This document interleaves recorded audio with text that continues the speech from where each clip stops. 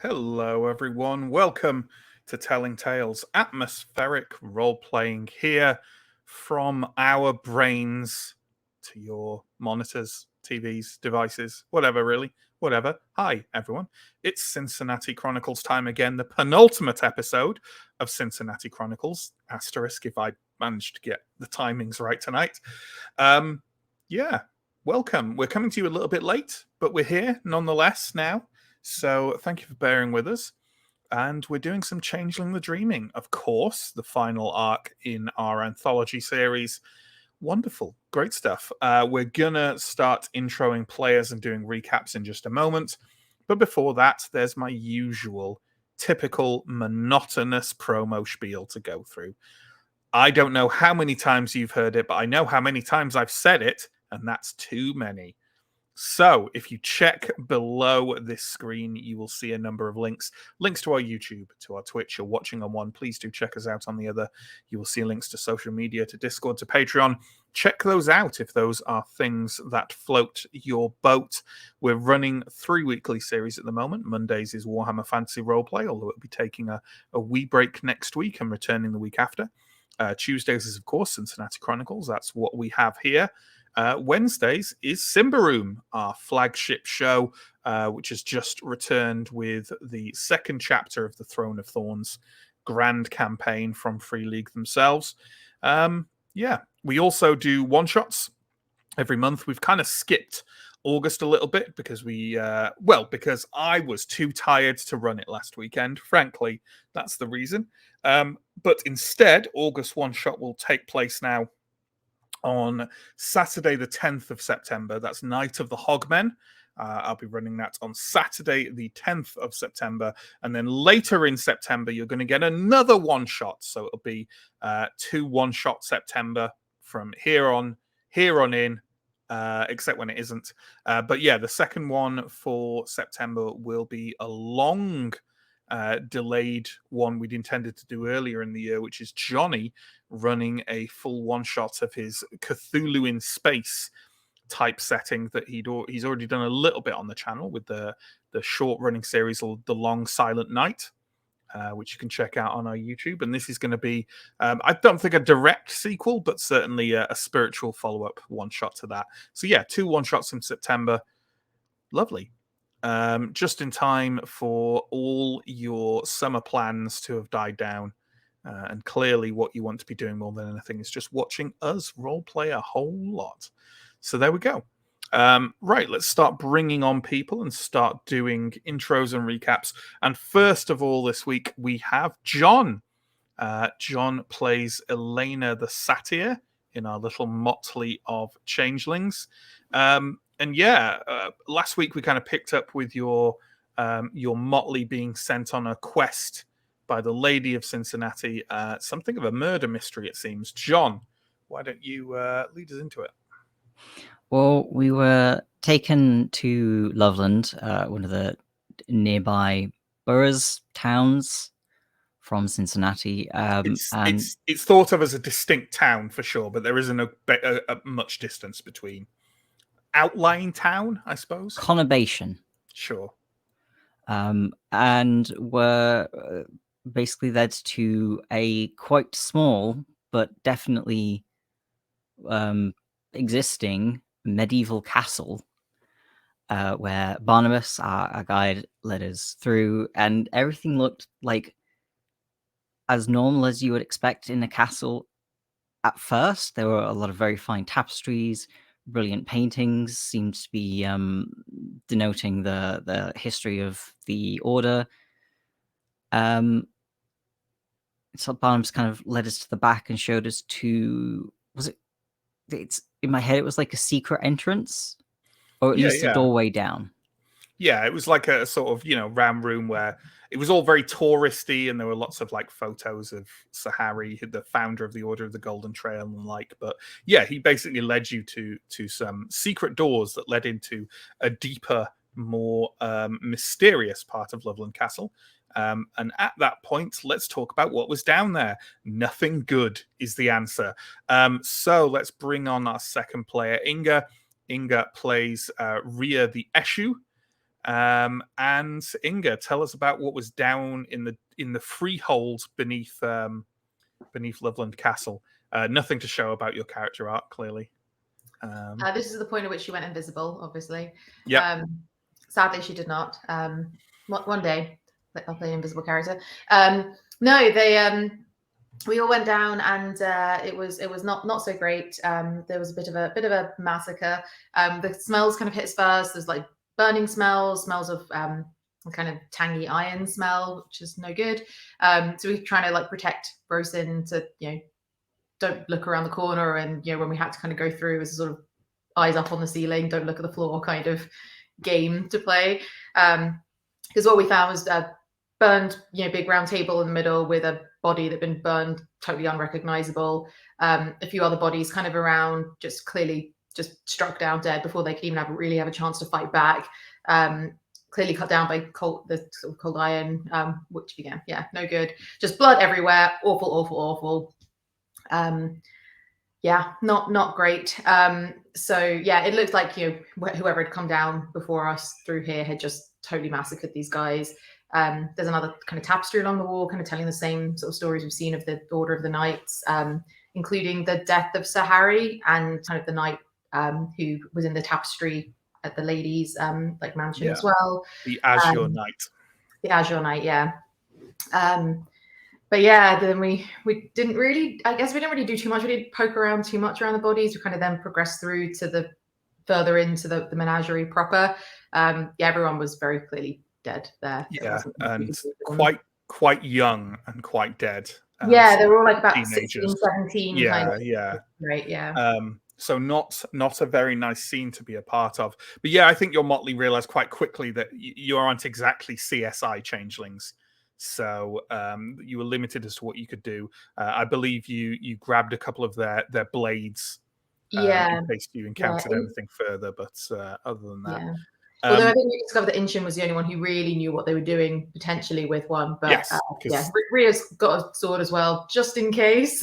Inchin has squired. And speaking of Inchin, let's bring on Chris, our third player, who's playing Inchin the Sluar. Only noble of this group, albeit a minor one. And Chris, tell us what was to be found in the menagerie.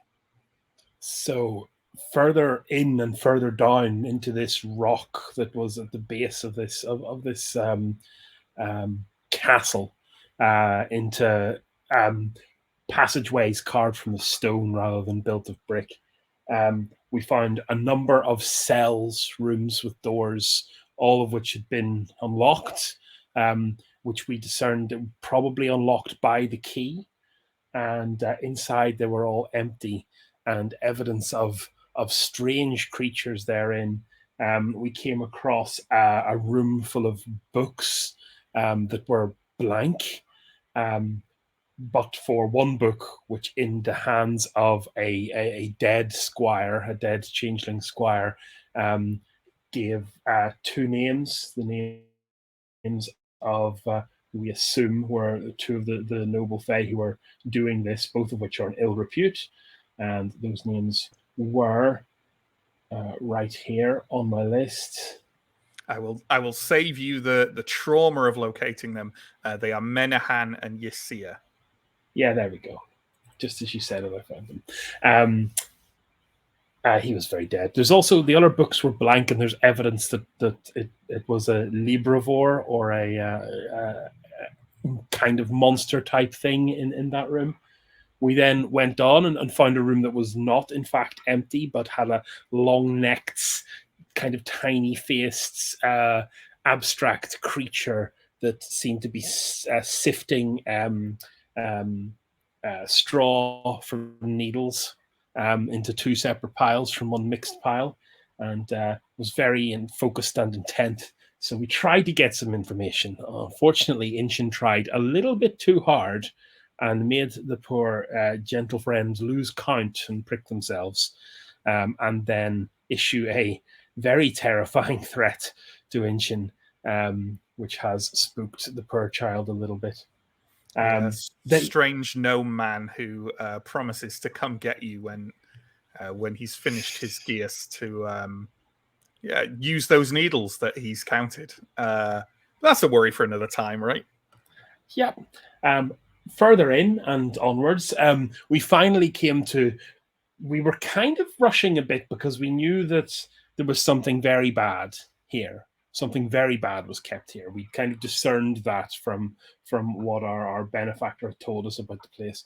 But we did find one very large cell at the back with a very heavy door that looked like it had been distressed, and it had also been left open. And inside was basically a room full of bones lit by moonlight coming down through fissures in the ceiling above, which led out to some distance, probably chimerical, probably umbral worlds, which is not quite the same one that the castle is built on. In the middle of this room, in kind of a dark corner of this room, there was an immense pile of bones where this creature had probably slept. And we did a number of bits of work to try and kind of discern. This was obviously the big dangerous thing that we have been told we shouldn't be going after. But it was threatening to the point where people were actually kind of in a state of kind of predatory or prey-like terror, just even being in the room with its weird odor. So absolutely. We did a series of cantrips, and I rolled absolute gangbusters dice and had a whole music video.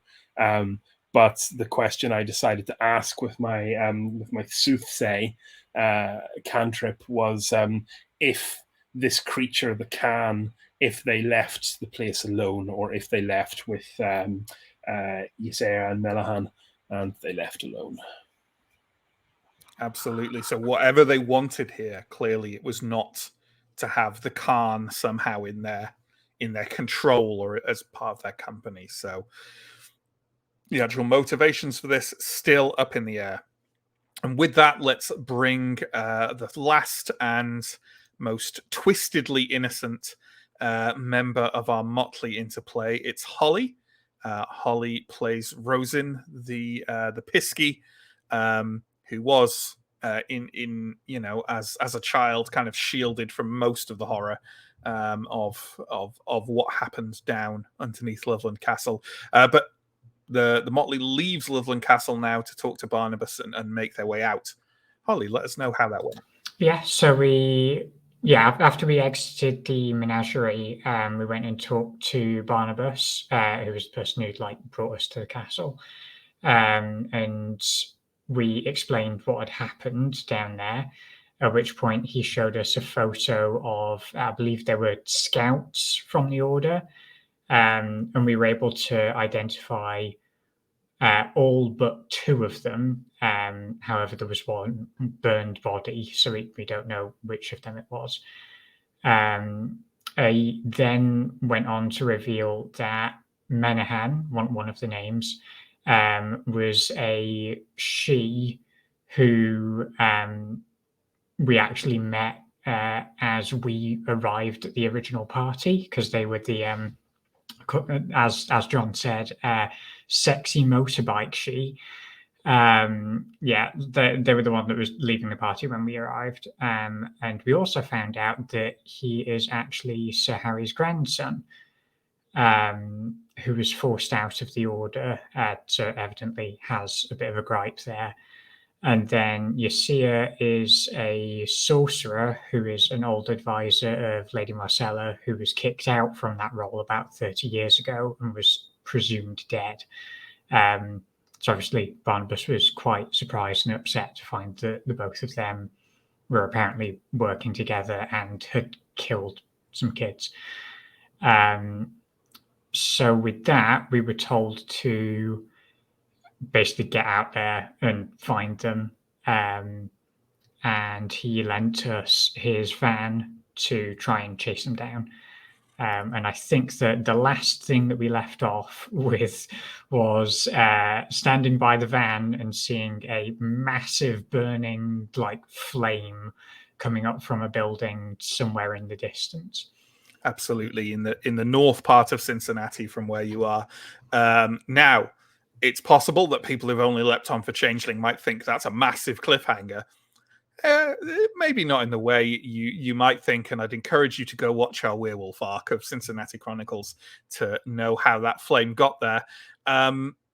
Yeah, so that is more or less where we pick up. I think and it's just a flavor thing, really, but the only other thing I think to mention in that is that Barnabas seemed to think that both Ysir and Menahan had been rumored to have dealings with the Shadow Court, which is basically pretty much the worst thing you can do to a Seelie court within a Seelie court of changelings, other than to be a member of the Shadow Court. So pretty bad stuff. Although those of you who are unseelie may have more mixed feelings about it. I'm looking at you, Inchin. So there we go. We're going to pick up exactly where we left off. Barnabas of the Brush is tromping back into the Loveland Castle, shaking his head and presumably going about the traumatic experience of cleaning up. You are left outside Loveland Castle with a battered brown van, like a really, it's like I'm literally forgetting the name of the type of vehicle, but like a VW, like a camper van type thing. What are they called? They have a specific name. Is Old it a 60s. T1 or a T3? Yeah, the one, you know the what one I with the mean. wheel on the front. Yeah. An old battered 60s camper van, painted all a horrible brown color. Yeah. With only 2 seats in the front. This isn't the first time we've had a Volkswagen camper van in the stories, is it? No, it actually isn't. No, and I'd forgotten that when I gave that detail. So there we go. It's like a converted. It's not exactly the same. The ones the Werewolf pack had was more of an actual camper van, whereas this is the same frame, but it doesn't have windows all along the side, or it's more a van. But it's a similar build. Yeah. Can anyone drive legally? Yes. Oh, thank goodness. I will actually flash my license, which has my my non satyr face on it, I guess. Yeah, no horns on that picture. Which I guess none of you may have necessarily seen. Probably not, no. You would only see a changeling in their non-glamour form if you or they had lost their glamour. You can't turn it on and off. There's, every other changeling sees you as a satyr as long as they're a changeling or until you yourself have lost your glamour. Well, shall we go? I'm not too sure where, but I suppose not here. I think we had established that there were kind of skid marks on the path out, as if a motorcycle had kind of burned up real fast on its way out of here. But I mean, once you get to a main road, you're probably not going to be able to follow that terribly well. I'm going to climb into the driver's seat and turn on the radio to see if the radio starts reporting weird things happening around the city. Well, let me tell you, it's definitely reporting some weird things happening around the city. For a start, it's reporting that a factory on the north side of Chicago has just gone and exploded. Chicago? Cincinnati. Yeah, not Chicago. Sorry. World of Darkness. Force of Habit. Cincinnati has definitely exploded. And they're still talking about the some horrible crime. Let me think about my timelines. Let me just look at my timelines 1 second. The library has definitely burned by this point as well. And yep, there are reports starting to come in of some kind of they're calling it a shooting at a gas station on the west side of Cincinnati. Now, shootings at a gas station are almost certainly not related to Chimera. Like, that's far too banal an occurrence for that kind of thing to happen. The library burned down. You heard about the library burning down before you got to the ladies' party, so it clearly isn't that. This explosion at a factory, maybe, but again, it's quite mortal, if that makes sense. It's plausible. It might not be something that would be, I don't know, but it's possible. But otherwise, you straight up don't particularly have any leads. I'm gonna start driving towards the north side of Cincinnati until the radio says something else interesting or anyone suggests anything better. Sure. Can I cast my mind back? Because I remember I did spot those flying creatures when I was kind of doing my analysis, my sneaky analysis at the party. What was there? Can you remind me? Because I remember there was was there a pterodactyl, a robo dinosaur of some description? Yes, there was indeed some kind of weird mechanical pterosaur, and various other things. But I take it you're trying to discern some kind of possible direction for them. Yes, which is doubly difficult because we were in the freehold at the time, so directions might not be. Yeah, absolutely. Well, why don't you give me, because you're in the freehold. Let's have a roll for this. Why don't you give me a roll that makes me realize that I don't have the changeling sheets up. Why don't you give me an intelligence plus survival roll, I think, for like figuring out cardinal directions and the like, right? Wow. Yeah, and I've actually got a couple of dots in survival. There we go. You've obviously been camping at some point. Bit of a street kid kind of style. Yeah. Oh wow, that's an actual botch. Ooh. Oh dear.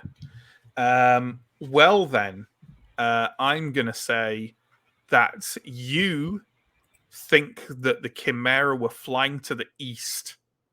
Now, I'm going to say even you for a second don't kind of... even you are struggling with this because east would be taking them back towards Loveland. While I was at the party, I saw Chimera traveling aloft. Some kind of artifice, some kind of advanced device. Dimly recall it was traveling towards this place, but I wonder, did I get turned around? Maybe it's something to do with... maybe that was about knowing that this had happened here, but doesn't tell us about where they're going next. Well, there was more than one assailant, and yet our friend on the motorbike would not be able to carry 3 people on his motorbike, so perhaps this chimera was a means of escape or something that was unleashed. If only they kept better records of the dangers they keep in their little castle. John, did you say that Elena had turned the radio on? Is that yes? Yeah. You're on mute. Yeah. You're right there driving, because I'm imagining that, the van is like trundling along and vaguely bouncing on these like semi-rural roads at the moment. Why don't you give me, please, a wits plus alertness roll to catch a little detail on the radio? Wits plus alertness.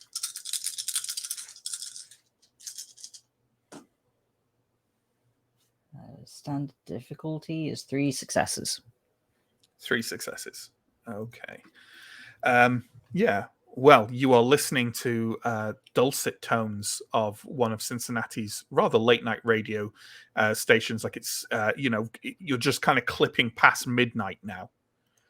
And the radio host is saying, well, folks, we've had a real crazy day and a real crazy night out here in Cincinnati. We've had an explosion on the north side, and we hope all the workers got out of that factory okay. We've had a fire at the library, which we have had confirmed that some people did die in that. We've had the shooting out on the west side, and now, and it has to be said, we're nowhere near Halloween, folks, so I don't know why we're getting these reports of people hearing voices and seeing things, ghostly things down on the southeast side of the city center. I have no idea why that could be happening. Maybe the end of the world is coming, and if it is, well, I think we could all do with a little more Genesis. Then starts playing some prog. It's old school Genesis, though.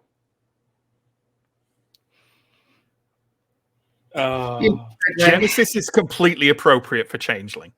This is I turned the radio up at the point where he started talking about Halloween. Yeah. And I will indicate, whatever. I don't drive in real life. I don't know how cars work, but I will start moving towards southeast city center. Spooky sightings and sounds could definitely be signs of, autumn people seeing Chimera or experiencing them in some fashion. Hey, southeast of Cincinnati, isn't that where the Citadel is? Nah, it's probably just making a link that doesn't exist. I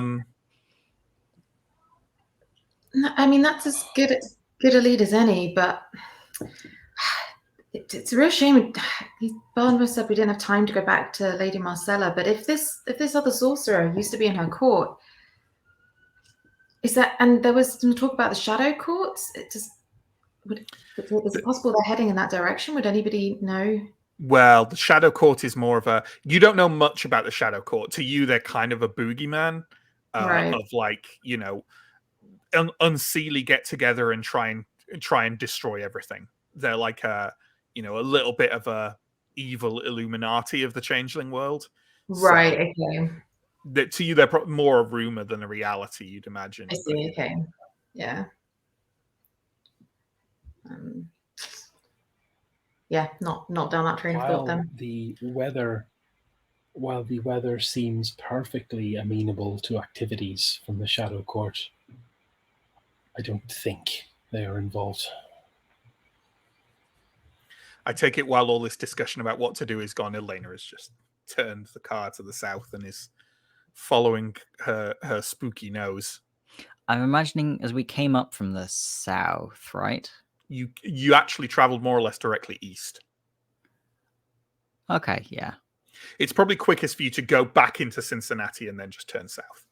It's not that far in a car. Yeah, might do that. Sure. Rosen, are you holding on? Sorry, go ahead. I was going to say, Rosen, are you holding on tight back there? Yeah. She isn't. She's literally just standing in the back of the van. But yeah. Barnabas at the back of Barnabas' van, we said, is just full of cleaning and gardening equipment. You could there's a chance Rosen could fit in that hammock. She's probably getting into it as she says, yeah. She's probably about to get into the hammock. Absolutely. Can you give me a dexterity plus athletics roll, please? I can indeed.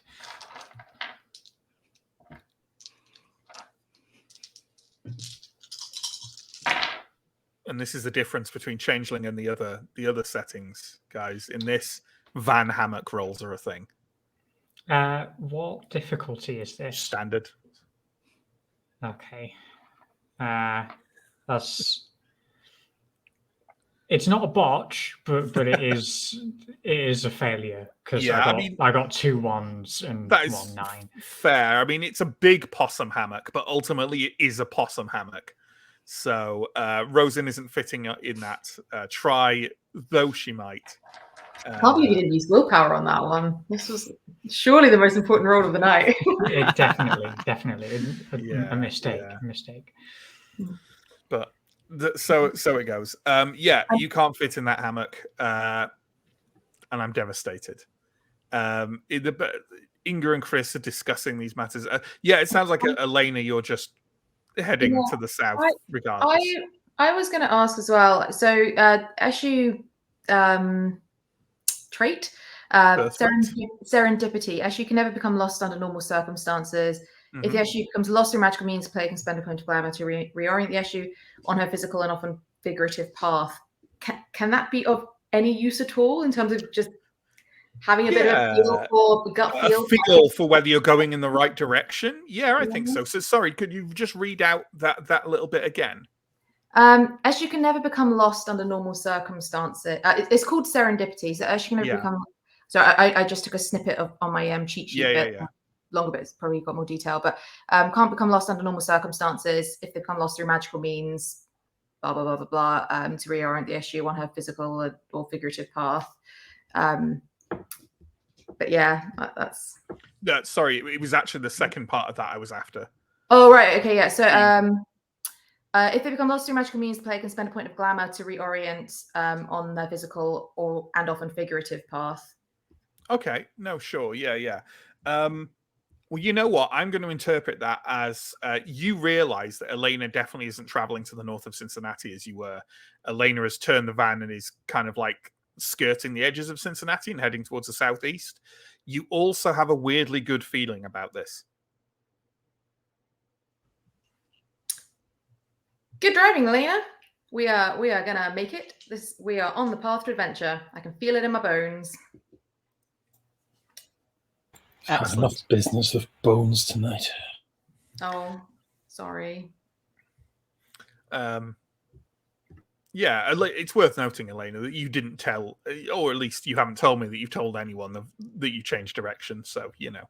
Oh no, Rhea was probably in the back. She's just wandered up to that little front bit where she was before. Yeah. I like the idea there are 2 seats in this thing and only one of them is occupied, and the other 3 of you are just in the back for.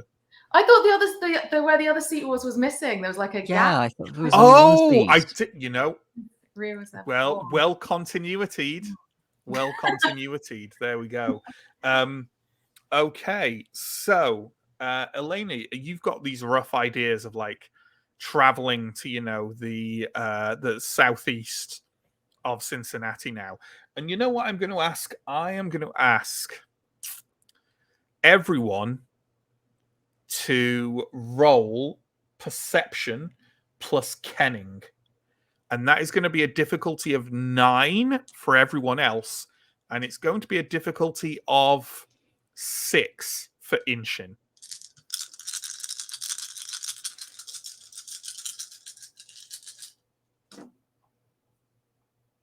Damn it. Ooh, only 1 success for Inshin, sure. 2 for Rhea. There we go. The further you're driving towards the... Sorry, Elena? I botched. Okay. Elena, it feels like a lovely summer's evening.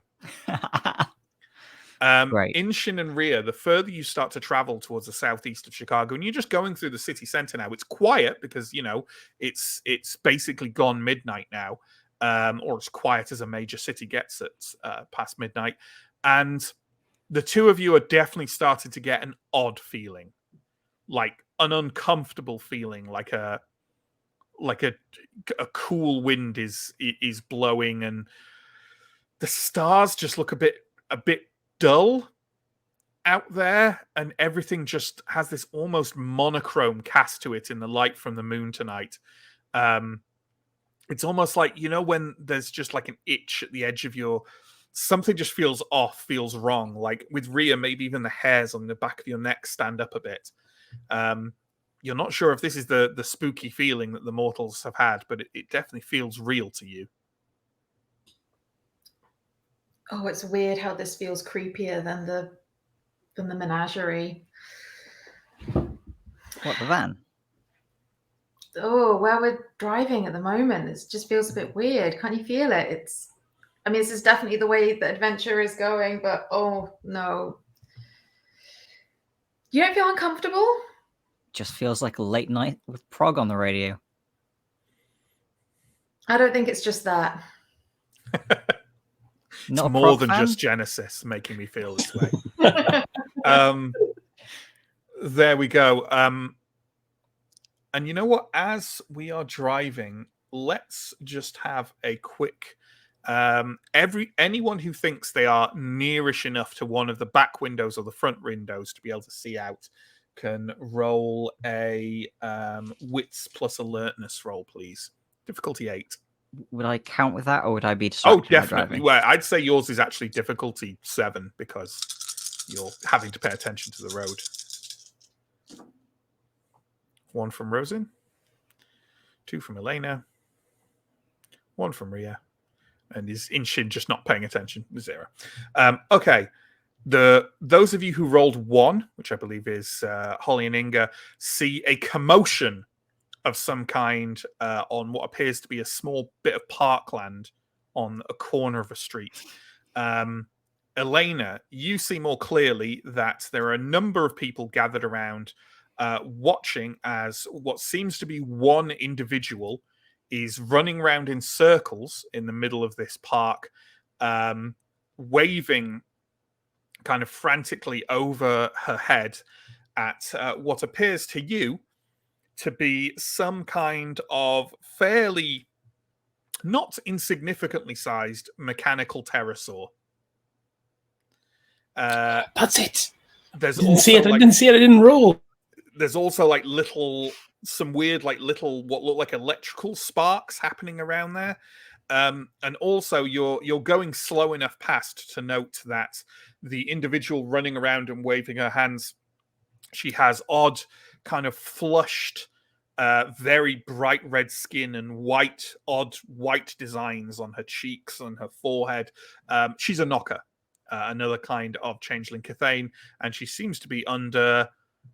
you're not sure how dangerous the attack is, but certainly there is at least one chimera bothering her. The individuals around are mortals and are variously like a couple of them are laughing at the weirdo running around in the park, and at least one of them is sort of frowning a bit and eyeing a phone booth speculatively. Oh, geez. Now, Matt, I've got a question that's...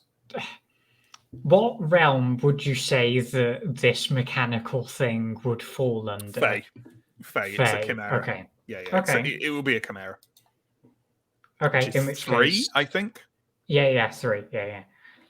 In which case, I'll just yell to Elena, please can you pull up? I think I can help them. I will pull up next to the crowd. Sure. Now you're pulled up.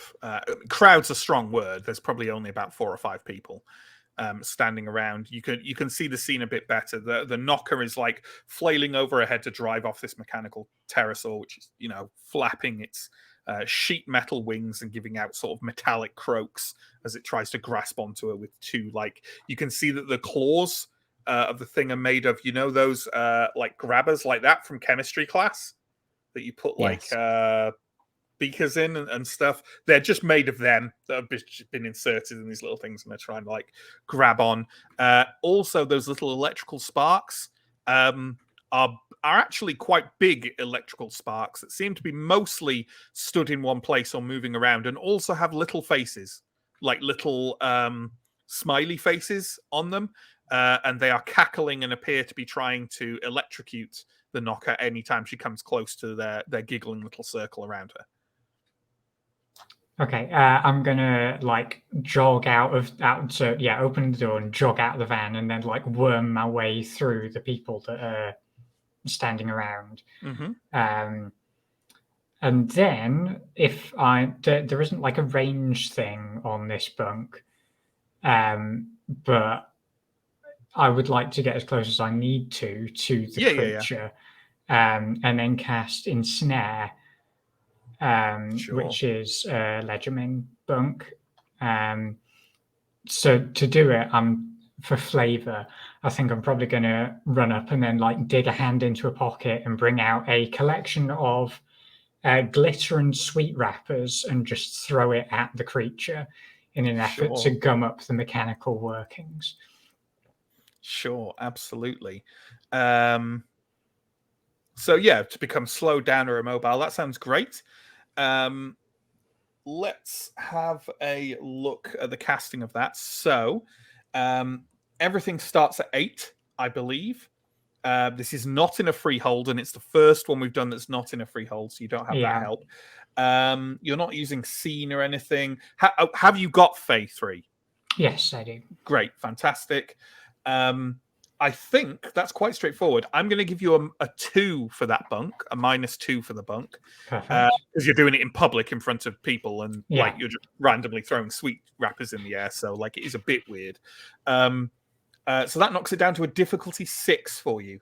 and that's Ledger Domain plus Fey, obviously. So feel free to go for lovely. it. And while you make that roll, can the other three of you, I'm assuming everyone else is everyone else getting out of the van at this point? Yeah?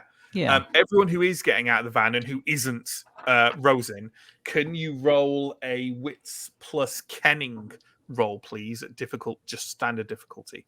But let's go back to Rosin and see how Holly did. Good, 2 successes, which Great. means that I believe it's 2 turns. It will last Sure, for. yeah. So what happens is this mechanical pterosaur kind of like you throw, what was it, sweet wrappers and glitter, yeah, and glitter up at it, and there's kind of like it's kind of turns and squawks a bit, and you hear like a little, like a cog going around and going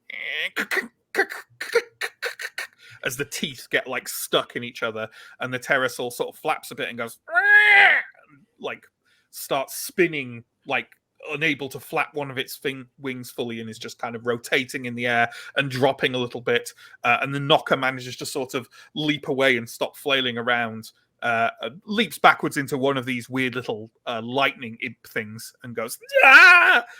As her foot gets electrocuted. But for now, at least, there's one less problem, because this pterosaur is sort of kind of trying to flap away now with increasingly distressed noises, like like metal crumpling in a compactor. Okay. Don't feel sorry for it just because it's a weird cartoon thing, Chris. It was harassing someone. Well, it's harassing someone.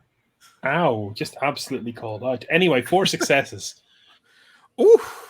How did the other two of you do? 3. Okay.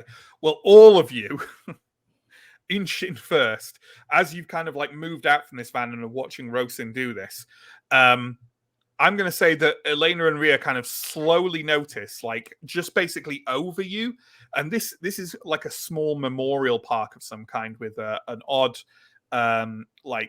decayed copper memorial stand with some plaque on it. Yeah, you don't need to know what's on there. I'm sure it's nothing relevant to previous arcs. And along like some fencing along the side, like some really tumble down wooden fencing that's seen much better days, you realize that there is another individual observing this scene. That individual is a well, let me describe him properly. He is a large, really quite a large, not monstrously so, brown rabbit, who is watching the situation with soft white swan wings folded against their back. If any rabbit could look disapproving, it would be this rabbit. Inshin, you actually notice the rabbit because you hear him going as he's watching the pterosaur and the lightning imp torment this poor knocker. So I'm torn 3 ways, because one, I really would like to interference so no one calls the cops on us. Mm-hmm. But also, my second plan would be to go and have a chat with the bun. And then my third plan is, as the only person skilled with the sword, I should probably cut down some electrical imps. Sure. But I think I'm going to go and have a chat with the bun. Okay, sure. It's worth noting, like I say, you've all seen the rabbit by now, apart from Rosin, who's busy with the pterosaur and the imps. Inshin's concern that person who is eyeing the phone booth could call the cops is not an insignificant one. Like, it'd be good not to have an innocent Kithane, taken away to a mental hospital or something. Yeah. But regardless, Inshin, you are addressing the rabbit first. What's your opening gambit? I'll kind of walk up and kind of stand kind of beside him, and in a very friendly manner will be kind of like, it's turning out to be a very strange evening, isn't it? Sir, that is an understatement. I'm sorry. You have me at a loss. Oh, how rude of me. My name is find out what Chris's name is.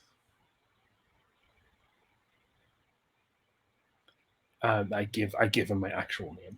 Sure. I'm already in enough trouble. I can afford to add more trouble to the trouble. Sure, absolutely. Well, it is very nice to meet you. My name is Edward.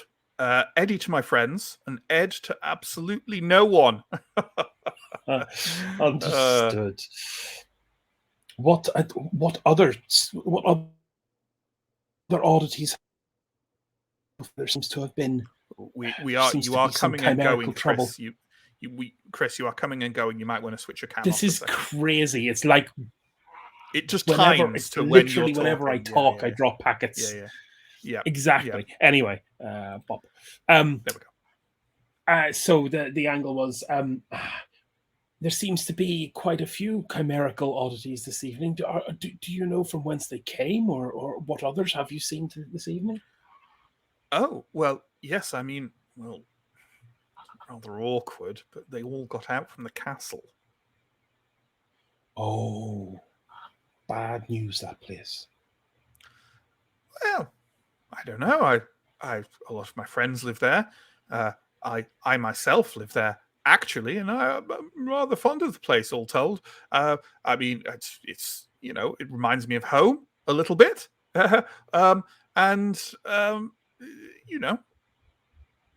Oh, quite. Sorry, I didn't catch your name. He did. Oh no, I did. He certainly did. Edward, maybe Eddie if you're lucky, but definitely not. But Ed. Never Ed. Never Ed. Okay, that's the second chimera then. Great. I mean, you're not. I mean, you're not here to take me back, are you? I don't necessarily have any objections to that, but it's rather nice being out for once. I'd say our desire to return this place to a state of normalcy is directly proportional to how much trouble you're causing. And I'll cast a disapproving glance over at the flappy bird. Oh, no trouble from me. Absolutely not. Heaven forfend. Sir Harry would have been awfully disappointed if one of his oldest friends had gone around just causing these kind of rambunctious shenanigans out in public like this. That would be simply awful. Oh, you knew Harry, did you? Oh. I rather pride myself that I did, yes. Have you seen his son recently? Or his grandson? Which one is it? It's his grandson. Young Menahan? No, I'm not sure that I have. I'm afraid that this evening has been rather a blur. All of the doors in the menagerie were thrown open, even mine, though it wasn't exactly locked. I'm something of a guardian to the other denizens down there. And I just realized that may be a rather sad indictment of the current situation. Well, it's one of those evenings, and as I said before, no harm at the moment, no foul at the moment. I suppose we must do something about this irritating automaton and his sparkly friends. Yeah, so it seems like your little Pisky is taking care of the pterosaur. Those lightning imps, they really are rather boorish. Quite. What's the best way to subdue them? I would imagine the application of something metal. Ah, violence. Excellent. Well, not necessarily what I'm saying, but I'm sure. By all means.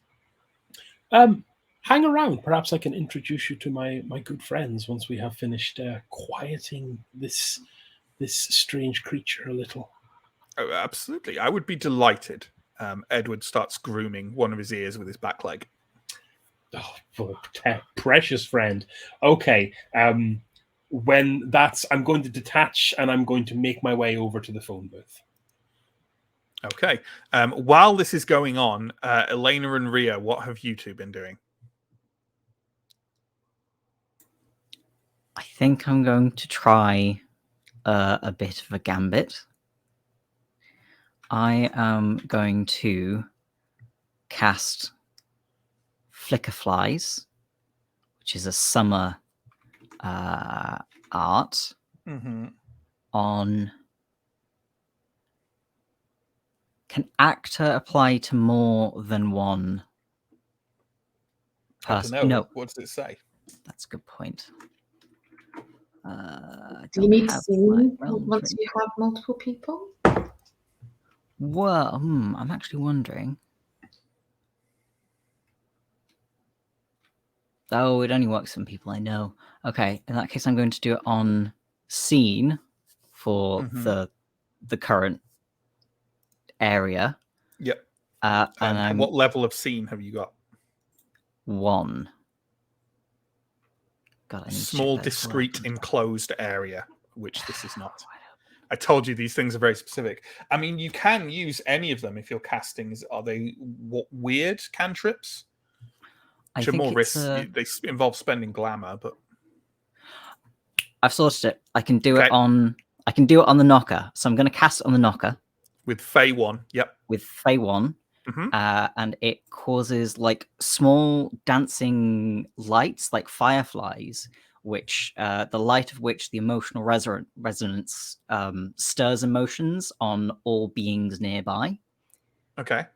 And I'm going to try and get them to resonate with like disinterest or apathy. Oh, can you choose the emotion it causes? Yeah. Okay. Okay. Fair enough. Are you using a bunk for this?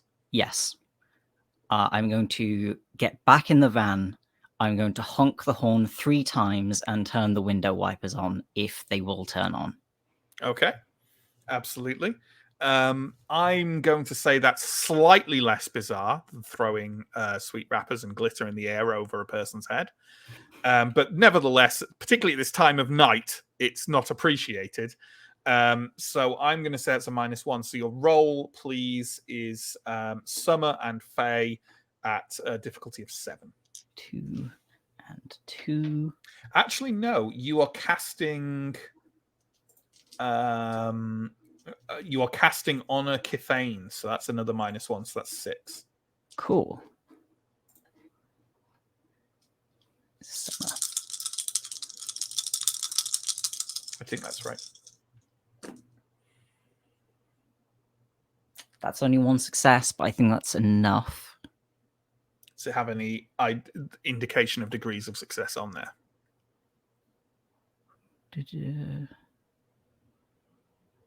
No. It just Okay, says that's rolls fine. that take advantage of the emotional resonance enjoy -1 difficulty.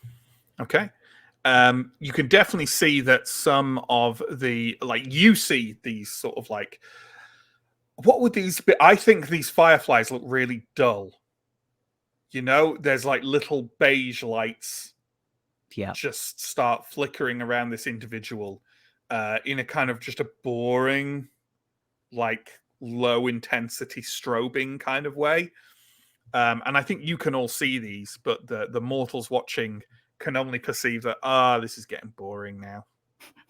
Like the teenage, the like 18-year-old girl thrashing around in the middle of this park. She's slowed down kind a bit. Maybe she's getting a grip of herself. That's not entertaining to passers-by, and they just sort of start melting away one by one.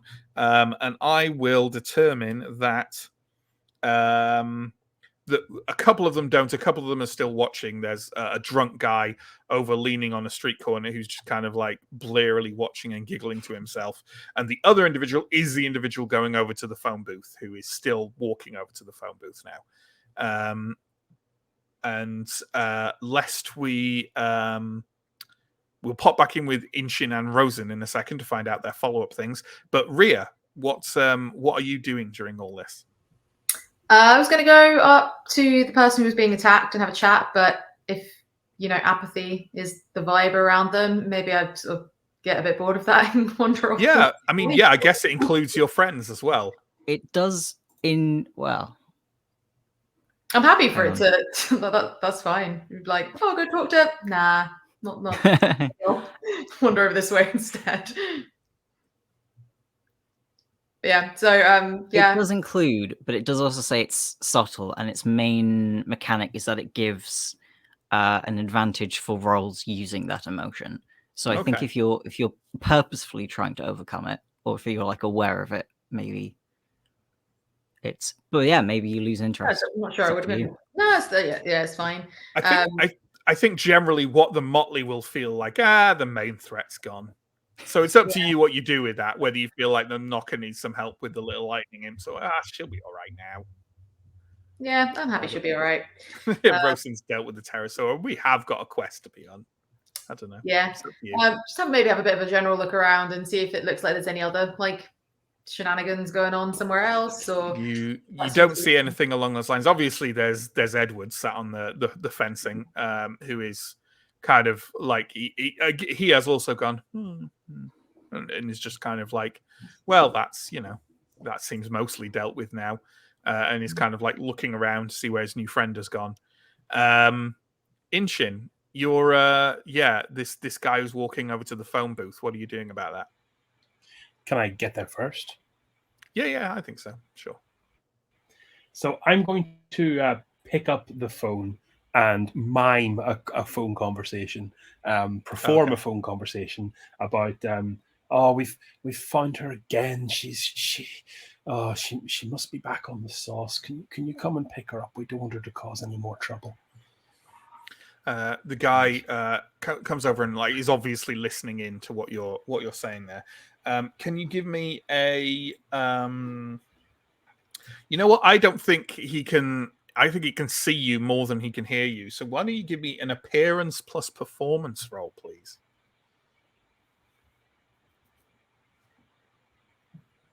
Well, that's a success. That'll do. Just about. Yeah, I think that's fine. He kind of like looks over and kind of goes, "Oh, right, okay," and just wanders off. Crisis thwarted. Well, apart from those Mission lightning imps, accomplished. Absolutely. Rosin, you kind of feel like you've done what needs to be done now, because clearly they're just little lightning imps. Surely the knocker can deal with the little lightning imps, but it's up to you whether you that leaves you completely apathetic or not. Yeah, I don't know, because I feel like she's already quite excited anyway. Mm-hmm. Because she'll probably keep going. She's incorrigible. So she's gonna like grab the knocker's hand and just say, "Come with me." And then I'm assuming there's a street lamp somewhere near. There is absolutely several of them.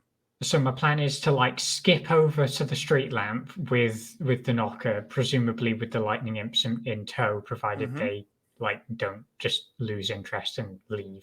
And then if they do come with us, I would like to do like maypole dancing around a street lamp. Sure. Well, why don't you give me a? So you've got to try to take this knocker's hand through this circle of lightning imps. And to do that without getting sparked, I think you need dexterity plus larceny. Okay. Have the lightning imps in any way lost interest because of the flicker flies? That's actually a very good question. You know what? I don't think they'll have lost interest completely, but I'm going to roll a die to see if. No. They're having far too much fun. Damn it. What's the difficulty on this, by the way? Let's call it a difficulty 8. Would steady hand help with this? Yeah, definitely, for sure. Yeah. Use that explosion. You got him? So that'd be 6 successes. Oh, then yeah, I think it's fine. You kind of, leap partly forward over this circle of lightning imps. You're really not sure why the knocker couldn't do that themselves, in all honesty, and sort of drag this individual who's going, ow! Like as she stumbles through this circle of lightning imps, and kind of drag her over to near a street light. As soon as you've broken she's out of the circle of the lightning imps, they give a kind of noise and just kind of like disperse in a flickering cloud above the park and zap off through the night sky to find some other poor unfortunate to torment. Okay, cool. Well, I'll then turn to the knocker and go, "That was fun." fun. What are you just... She's kind of peering around at everyone, like the couple of people who are still like peering over her and you two. And she just goes, ah! And just starts running off. That's fair enough. Yeah. Okay. Well, I'll go over to the rest of the crew then. I'll also catch up and kind of beckon everyone over towards Edward. Edward goes, well, I thought that was jolly well done, young lady. Oh, thank you very much. Forgive me. What are you? I haven't seen a creature of your kind before. You look very interesting, and I'm going to look at like Edward's wings, and just like cock my head. Oh yes, just be careful. I am Edward. Not to toot my own horn, but Lord Edward in certain circles. Eddie to my friends, never Ed. Please. And yes, I was up until recently a companion, a loyal, much loved companion of the Knights of the Golden Trail, confidant of Sir Harry, and guardian of the menagerie. Maybe remove that from my resume now. Yes, and I saw the opportunity to spend a night out on the town, as it were. Slightly starting to regret taking that. And here I am. Well, Edward, I mean that sounds very exciting. And you knew Sir Harry. That's very interesting. I did. Very well, very well. He would often say to me, Edward, he would say, you are one of my most trusted companions. When was the last time you saw Sir Harry? Well, obviously, Sir Harry has been no longer with us for some years now, but I believe the last time I saw him alive was shortly before he left us to go on his final noble quest. And he said to me, Edward, he said, we'll talk when I get back. I think he was busy.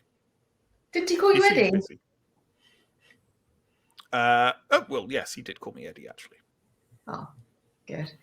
Ed, you said you were guarding the menagerie. What happened? In a way. I mean, my living quarters, my domicile, is rather near the entrance. In a way, I'm a guardian of sorts, and I try and keep the other occupants there. Maybe a little entertained with my company, a little more on side. It is for their own good that they are there.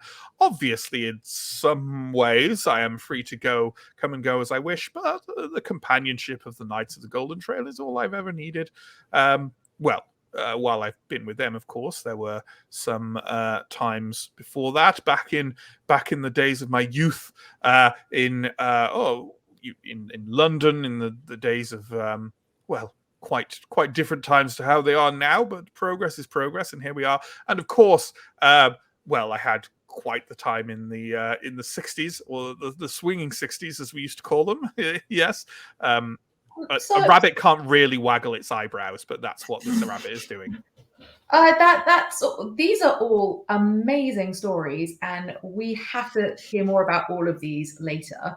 But if you're a guard of the menagerie, then are you going to help us with getting things back in, or with finding the people who released everybody? So that is what you were here to do. I spoke to your friend Inshin, and I thought, well, this seems like a young fella who might be on this sort of task or quest. Honestly, a little unclear. Definitely a quest. I think the getting people back is kind of if the opportunity arises, great. But I think really we're needing to figure out where Menahan has gone. Menahan? Young Menahan? Yes, you must know all about him if you were friendly with Sir Harry. I do. I haven't seen him in a number of years. He went down a bit of a dark path, that one, I'm afraid. But I knew him when he was just a small boy. So he wasn't the one that let you out? My door of was the open. menagerie that wasn't locked? My door was open. I didn't see who did it. Well, Hmm. seeing as you have such a good grasp of all the other denizens of the menagerie, I hope you would help us maybe locate and track down some of the more rambunctious ones. Are you inviting me on a quest? This, my dear Eddie, might be, so far as to say, an adventure. Oh my! I mean, obviously, And obviously, love your as assistance. a friend of Sir Harry, I've been on many adventures and quests, but obviously, so many, I couldn't even begin. Yes, I would like to be on a quest, please, very much. That is what I would like. But what has young Menahan got to do with all this? I We think his dark path may have led to him making some bad decisions in the castle this evening. Oh no! at You the mean to say very that least, he that seems to be. bloodshed? You saw us all then when you came out. I did. I confess they were perhaps younger members of the order, and I don't. Look, no one really talks to me anymore, all right? I don't know many of the new people, and obviously it was a rather unpleasant scene, and I panicked a little bit and, well, ran. And here I am. But surely you don't think, I mean, Harry's grandson, he's just a smaller boy. Oh, Well, we don't know for sure. What we know is that somebody left a message with his name on it. Maybe the message was to say that we need to find him to get help, but it certainly seems like maybe. Menahan is involved somehow, and it would be good if we find him. I do hope that is the case. And I suppose, I mean, some of the it's possible. Do you think he might have wanted his chimera back? Which one was his? Well, there are quite a few of them. 51 to be precise. Oh, it's going to be a very long night, isn't it? Oh. They were all in the same chamber, but I didn't have time to see if they'd left. They're rather unpleasant coves, really. What were they? Well, a pack of playing cards, of course. Why only 51? Menahan claims to be one of them himself. And I couldn't tell you about the jokers. I suppose they're wild. Hmm.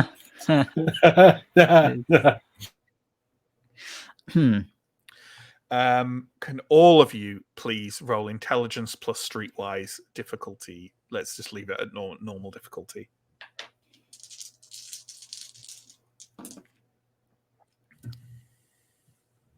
Three, two. What'd you get, Chris?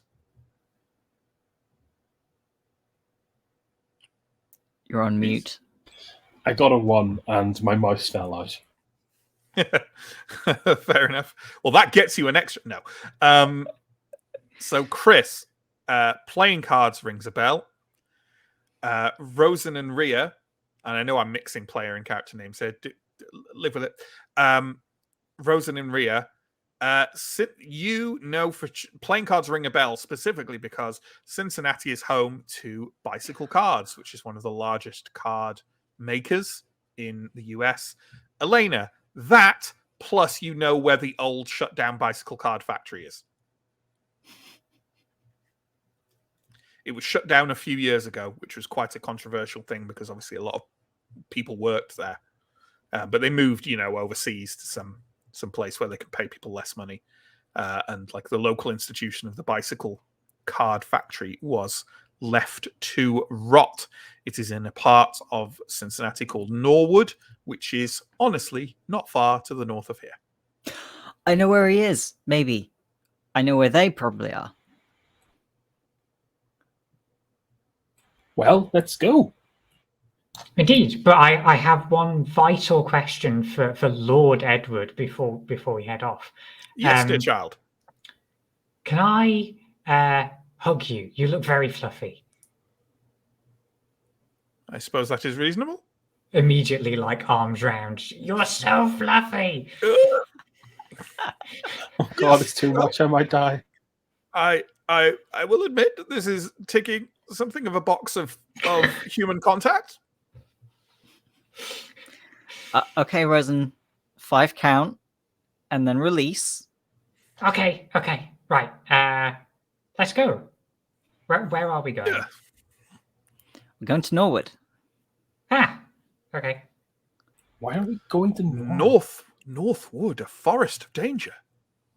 Maybe it used to be. Now, well, it probably used to be a forest, and then it used to be a factory. And now it's not a factory. Oh. But it made cards. You know, the bicycle cards? That makes so, just to be clear, not a forest of danger with maybe dragons and it's fine. It's fine. You know, a quest is a quest. It's absolutely fine. If Onward? it makes you feel any better, the factory probably violates a number of OSHA regulations. Yes, that does. I will get bundle everyone into the van. I suppose I'm going to take a moment with Eddie on the road. Absolutely. As you, Eddie will quite happily, like, you know, unfurl those swan wings and like flap somewhat ponderously, it has to be said, over to the door of the van. And as he does so, he will lean conspiratorially over to Inchin and say, "Tell me of these laws of OSHA." Yes, certainly. But Eddie, my good friend, I will probably be on the road at this stage, so I'll just be having Sure, a you conversation. bundled into the van, you're going along. Inchin, shall we say, do you want to be in the Eddie would like to be at the front because he likes to see where he's going. So if you're talking to Eddie, do you want to be in that kind of like passenger well, and Eddie is just kind of basically perched his top half over your shoulder so you can see where we're going? You mean Eddie doesn't want the possum hammock? Yeah, no, I'll definitely kind of hang out close to Eddie because I need information. Go ahead. Eddie is keeping a good lookout on the way forward. It's terribly exciting. Eddie, you have a good knowledge of your other compatriots from in the menagerie, do you not? Comprehensive, I'd say. Do you know their names? Well, some of them, those who like to share their names. Oh, quite. I don't suppose in any of your conversations, the one who separates the hay from the needles. Oh, that one. Oh, foul nightmare creature from beyond the imagining of mortal men and women. Oh, haunting the night with his needles and his terror. Beyond, I would not even want to talk about that one. Just intentions so foul as to not to be born. Oh, gives you the willies just thinking about it. I certainly have the willies. Thank you, Eddie. I'm not entirely sure such as he even have names. Such a comprehension of form and purpose by mere words does not even. Thank you, thank you, Eddie. Thank you for your very. That was helpful. Useful You're quite all right. Information. Tell me of some of the others. Who else should we know of?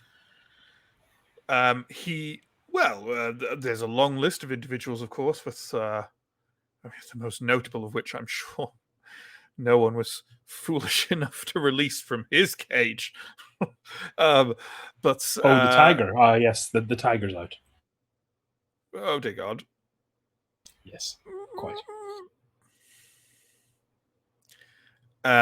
You you have not experienced a large chimerical rabbit urinating on your back before.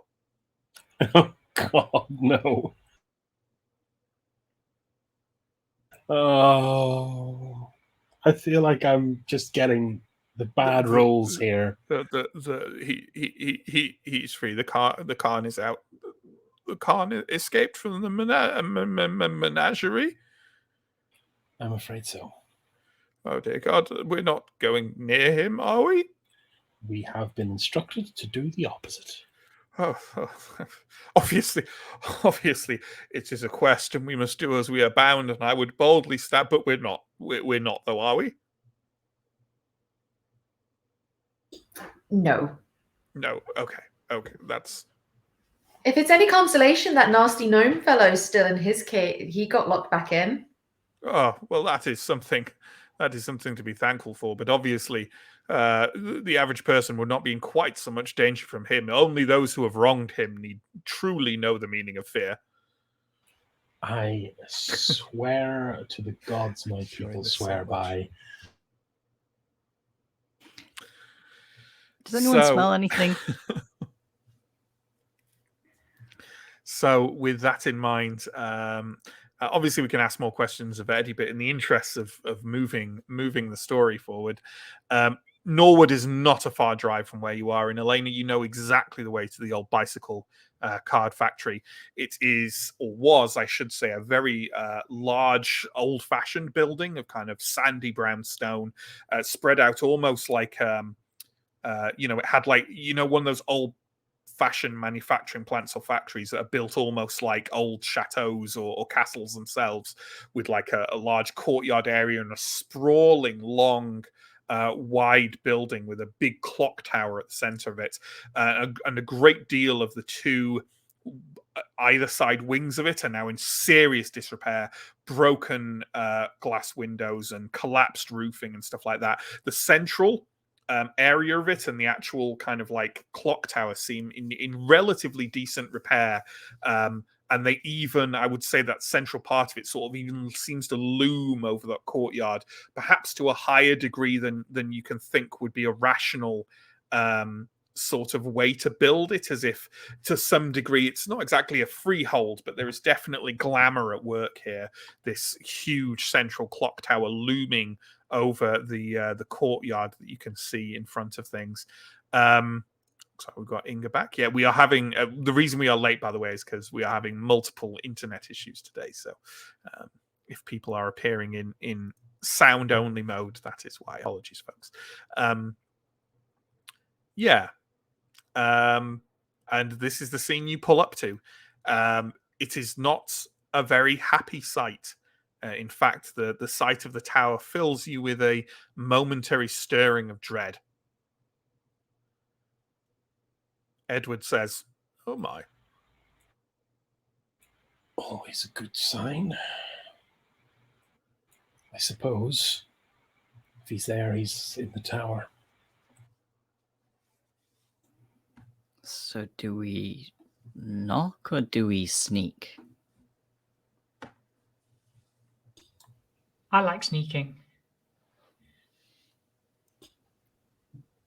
I Eddie, think we should consider you- sneaking. you did know Menahan. Any last advice? As a boy, yes. Like toffees. It's been a while, I must confess. I have to hope that he still has some affection for the old man. Perhaps this is his way of rebelling somewhat. I was a rebellious youth myself, but I saved it for more appropriate things. I don't know. Well, I'm sorry. are you very sneaky, or is it best if you keep guard of the van for us? Yes, I am a guard, as you quite rightfully pointed out, many years service in the menagerie, and I will make sure that this vehicle of yours remains safe from intruders. Could you lock That's the very doors? important for us. All right. If anything bad happens to this bun, I will never roleplay on this channel again. Just laying that on the table now. You're making the assumption he's not going to betray us in the final episode, Chris. Like, Absolutely. So I'm assuming that we are going to leave the van and make our way towards the old bicycle card factory. Yeah. Yeah. Okay. As I say, you're in a kind of open courtyard area. There are street lamps nearby. You know, it's all relatively well lit, although the further you get from the road, the kind of deeper the shadows fall. There are many ways you could achieve egress into this factory, honestly. There are collapsed, broken windows, collapsed doors. Like, there's so many ways you can get inside.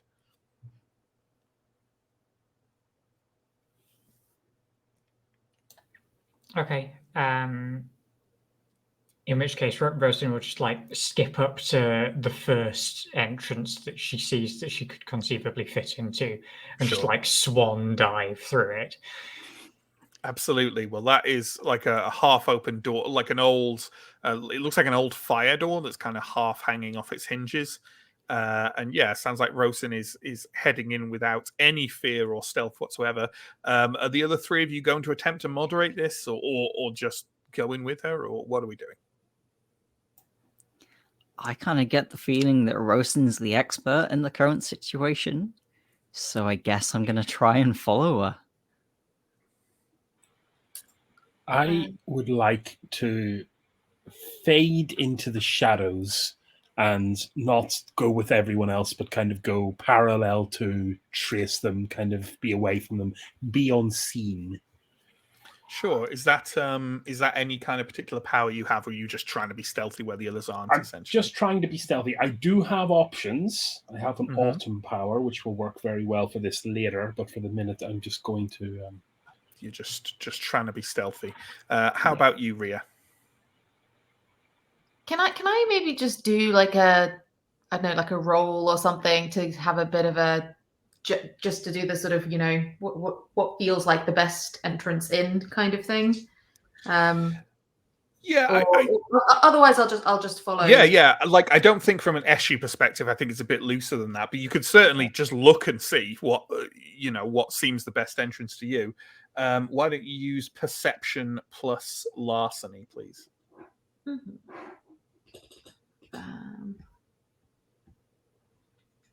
What have we got? I rolled a 1 and a 10. Okay. Well, that 10 will do it.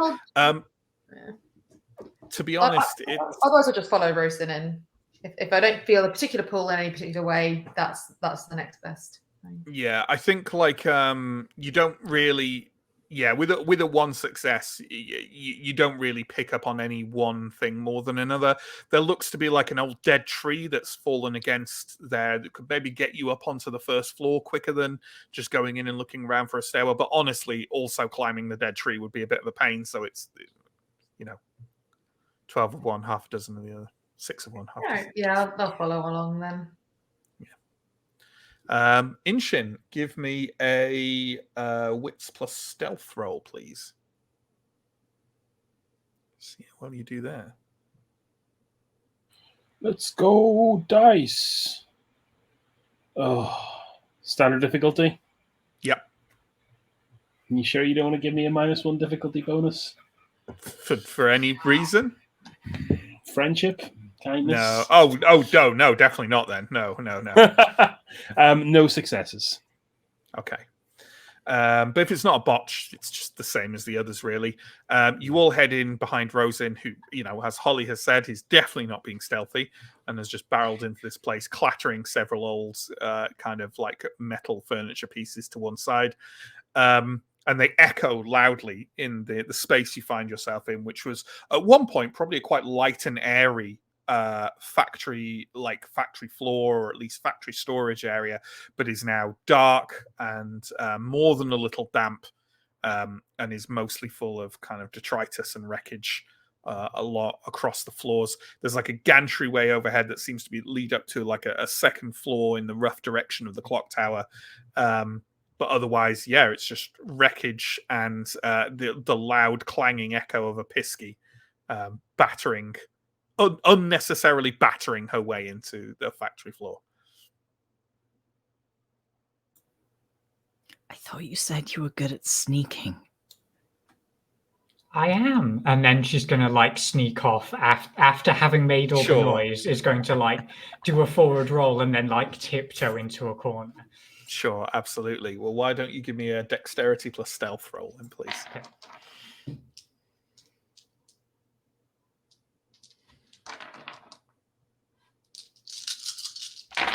Oh my god, that's werewolf dice again. What difficulty? No, just normal. If I don't say, then it's It's normal. just standard. Okay. That's only one success because Sure, I've rolled 3 ones. But right. Well, I mean, I think that's probably the the loud clanging noise you just made coming into play, as you make your way forward, and it's like creeping forward a little, and it's certainly being less inobtrusive, but it would be quite unusual for you to not be detected at all. Are you heading in any one particular direction? not really, just off to the side so that I can get a better look at the like overall area. Sure. Is any of the other three of you picking a way forwards? I think I would quite like to find a way up the clock tower, Mm-hmm. because clock towers are quite dramatic. Yeah, villains live in towers, right? Hmm. Yeah, absolutely. Well, why don't you give me a wits plus? Ooh. Just wits plus alertness roll, please. I think. Wits plus alertness.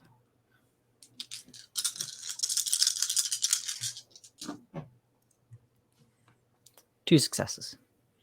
Yeah. You see that there is. You suspect that, like, the gantry above, you could either like go further out away from the clock tower, and there seems to be a couple of like little stairwells that might lead up there, or there seems to be like an access ladder, kind of like hanging partway down, that with a little bit of somehow creatively dislodging it would slide down and provide immediate access up to that gantry. And on top of that gantry, further towards the clock tower, you see a kind of like winding stairwell, like a kind of like, I would say spiral, but it's like, like in a square, like leading upwards, like a quite functional stairwell that seems to be leading up into the clock tower. A square wall staircase. Square wall, sure. How high up is the ladder again? Like, It's probably like this gantry is on what in a normal place would be like the 3rd floor, but this is one large open area, so it's what, like 20 feet up, something like that, maybe. Okay, so but it looks like Rosin it could be just standing on my reach it. shoulders wouldn't reach it. No. No. Okay. No. Something thrown might, or just the base of it being rattled, or and any other imaginative plans. Or you can go back and take the more circuitous route up.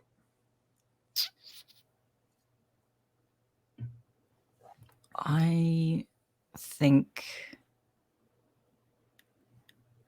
I'm gonna try it. I'm gonna try and find a rock, and I'm gonna try and lob it to dislodge it. Absolutely. You can find a rock with absolutely no problems. And while you're grabbing one of those, is Rosin, I get the impression, is like stealth, just being a stealthy in the corner. Rhea and Inshin, are we doing anything while Elena is looking around for a rock? Honestly, think I'm just going to be trying to look cool.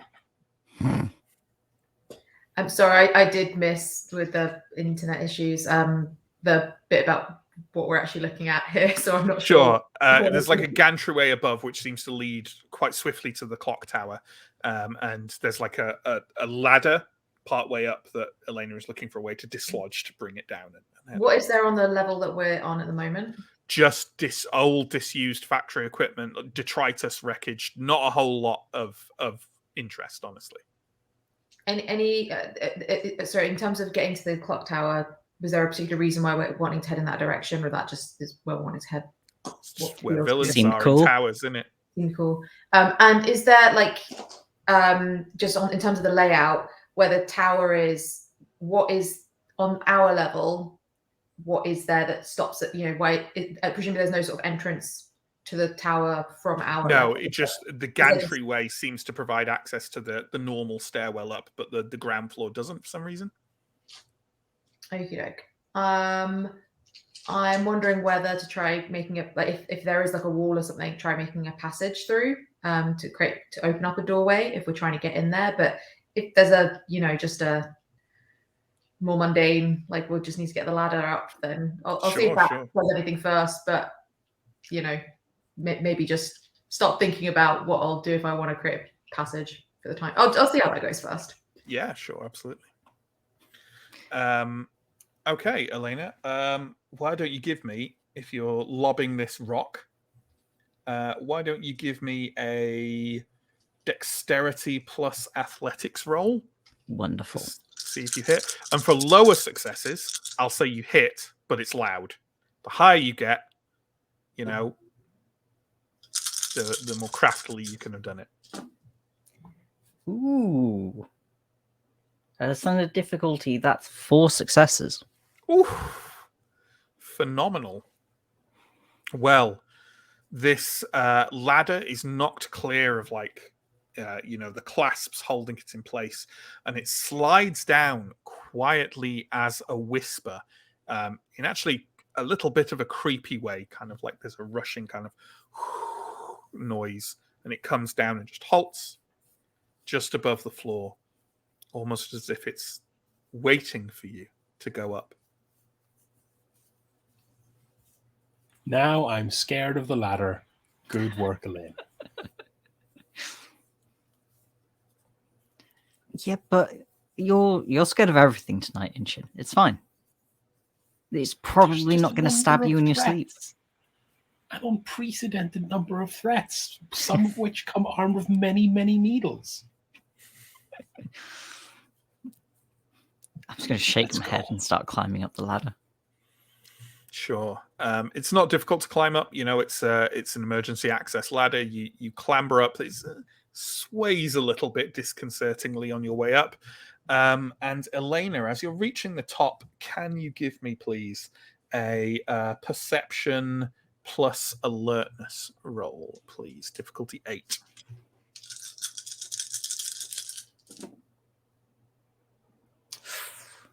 Fail. Okay, never mind.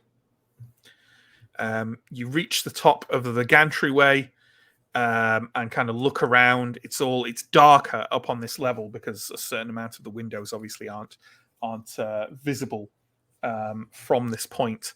And as you kind of look around, all appears quiet, normal, maybe a little creepy, but certainly no cause for alarm. I'll turn around and give her down the ladder. Okay, Rosin's immediately going to go up the ladder. Ria will follow. And I'll go last. Absolutely. So as you sort of creep up to the top of the ladder, as I say, the gantryway leads around to sort of above the main reception area at the bottom of the clock tower, and then at the back of that there's like this square staircase leading further up, presumably up to the top of the clock tower itself. Are we just kind of like creeping along the gantryway and making our way forwards? I guess so. Well then. I guess just in general, like listen out for any indications of somebody else in here or of any type. But otherwise, yeah, just creeping along. Absolutely. Well then, as you're saying that, you've already rolled, Elena, so I think we won't have you roll again. But the others of you, anyone who thinks they are listening out for something, can give me a wits plus alertness roll, please.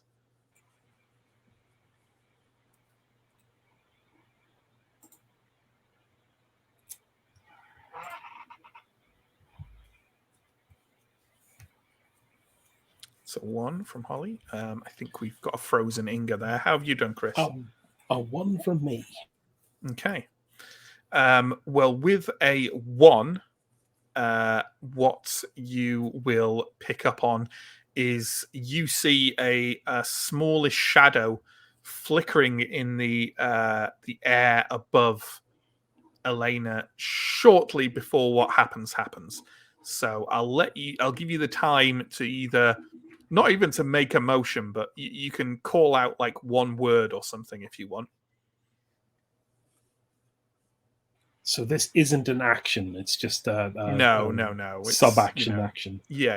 Yeah, in which case, Rosalind's just going to like gasp and point like directly above Elena's head. Sure. Elena will not see this because she's in front, but Inshin, how about you?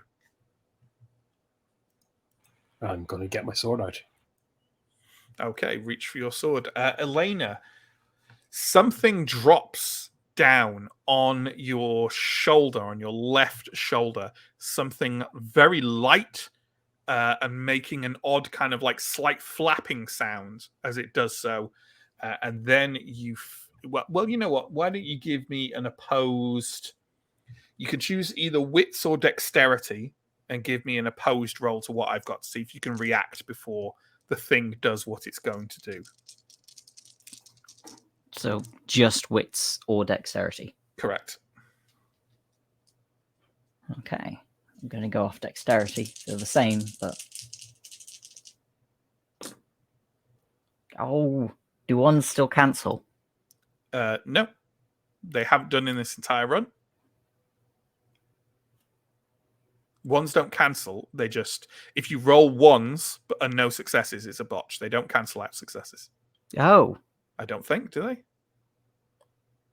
I mean, they do. I thought that was the whole point. Oh, no, yeah. I'm an idiot. They do, but you don't get a botch unless you carry Yeah. Yeah. No successes. Okay, well then, you sense that kind of little weight on your shoulder. It looks like we've got an Inga there, by the way. I would definitely go cam off Inga. And you feel that little weight kind of like flapping down onto your shoulder, and then you feel a really, really sharp pain entering like between, just between your neck and your shoulder. For everyone else, what seems very much to be an animated playing card, which is about like a bit bigger than an actual playing card, maybe about that big or so, with the head and the arms kind of like emerging from the front of it and little feet appended to the bottom of it, has just kind of like flickered down from the like roofing above, and has a sword, that's more like a needle, appropriately enough, about that long, and has just gone and stabbed it into Elena's shoulder. Ouch. Elena, can you give me a stamina roll, please? Yeah.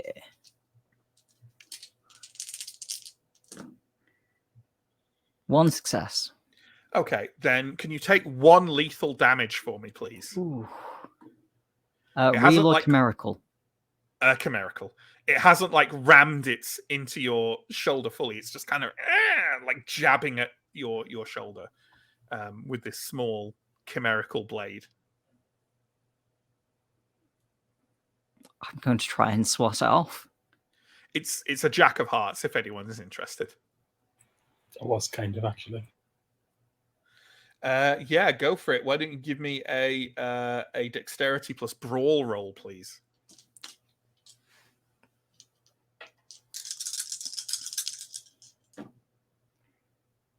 One success. Yeah, you it doesn't take much. You manage to kind of flick this card off, and it goes like off and fluttering down, and is like falling off the gantry and down back towards the factory floor. It's waving its sword at you and going, Ow.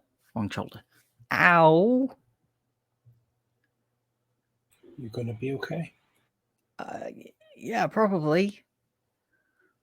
It kind of stings. If one knows, they probably all know. I'd say we've lost the element of surprise. Yeah, I don't want to get stabbed another 50 times.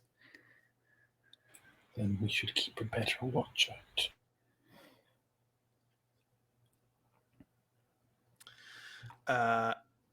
So, are we proceeding forwards? Yeah, so Ancient's probably going to kind of move to the front of the pack now and very carefully kind with of the sword. Implying that everyone should be stealthy at this stage and keeping a very good eye out. We'll kind of move towards the... Absolutely. Eleanor is going to mutter something like, "You can eat tarts in hell, you card." You coward! Oh, I love them. Rosen and Rhea, any particular reaction? Just like now looking around frantically for any more playing cards, I guess. Sure, absolutely. But still trying to be stealthy so they don't stab her and they instead Yeah, stab other people. No problem. Yeah, just trying to I think follow. If Inchin's pulled out the sword, I think Rhea might also, with less confidence, hang on to hers. Having no real stance at all, but it seems like the right thing to do. Absolutely. Oh,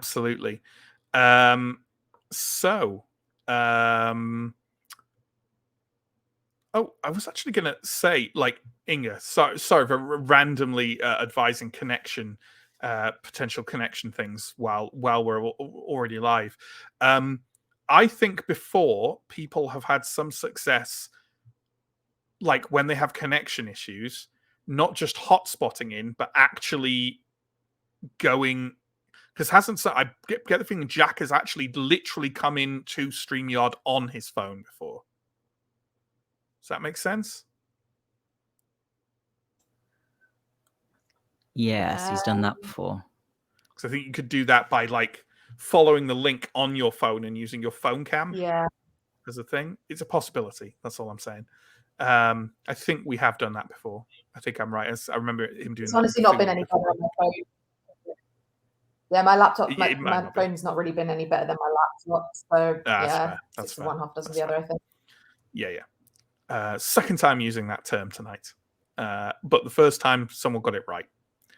Because for some reason I bungled it the first time. Okay. So we're just kind of making more of a movement towards the clock tower. Yep, more stealthy movement. As you go on and move further towards the clock tower, the shadows definitely kind of lengthen and swell around you, and there's like an odd tinge of smell to the air, like kind of old mold and grave dirt. The interior of the clock tower, as you start to move into it, you can see that in parts it's overgrown with odd dark vines that kind of wrap around and reach up through the stairwell up towards the head of the clock tower. They're almost certainly kind of chimerical in nature. You feel like you're moving into an area that maybe isn't a freehold, but is in serious danger of becoming one at some point as the glamour swells around you. Are we heading up that stairwell? Yes. Yeah. Okay. I might need people to be a bit more vocal just because I can't even see two of you. So. Yes. I'm sort of in the back of my head worrying about the etiquette of walking into someone else's freehold uninvited. But we're doing it anyway, so I say go for it. Yeah, I'm going to stay as far behind the pack as I can because of that. Yeah. Sure. After seeing Elena get stabbed, I don't want to get stabbed, basically. No. That's fair. This is where adventure lies. Onward we go, is Rhea's approach. Fair enough. So you start heading up that square stairwell, and as you head up, like I say, the shadows are growing, and the echoes of your footfalls are growing as well. They kind of ring out oddly up here. You get the sense that, without glamour, it would already be a kind of odd booming noise in this loud space, but within this growing freehold, it is an odd thing. Your footsteps reflect back at you and make you feel at any point like someone has just taken a step behind you. And as you are, you'd estimate maybe halfway up the tower, you round onto a scene in front of you where at the head of the like row of stairs that's directly in front of you, 4 of the those playing card chimera are lined up at the top of it. The king of each suit is there, and they have lances, and they're making noises to each other that they're not like intelligible words, but they are kind of like, and they start like galloping, for want of a better words, with little hops down the stairs towards you. Those lances look, I mean, they're small, but they look terribly sharp. Much like needles. Oh dear. Mm-hmm. Yeah, I think I'm going to have a needle phobia by the end of this. But for the meanwhile, they are charging into me, and I imagine I have drilled quite a lot for this kind of thing. Sure. So with my most dexterous swing, I will attempt to kind of maybe... Can I just... No, because I can't split my dice pool, but I'd really like to just get rid of them. Absolutely. Let's have just a very quick initiative roll, I think. So if everyone rolls their dexterity plus wits, that's how we do it in this, right? I think. Sorry, it's adding your dex plus wits and then just rolling a d10. That's what it is. So just mathematically add up your dex and wit score and roll a d10 and then pop it in private chat. Thank you. And let's do the same with the cards. That would be that. So, John, can you just pop in? It probably won't be a protractive initiative, but let's get the initiative up there. And the 14 is just from cards.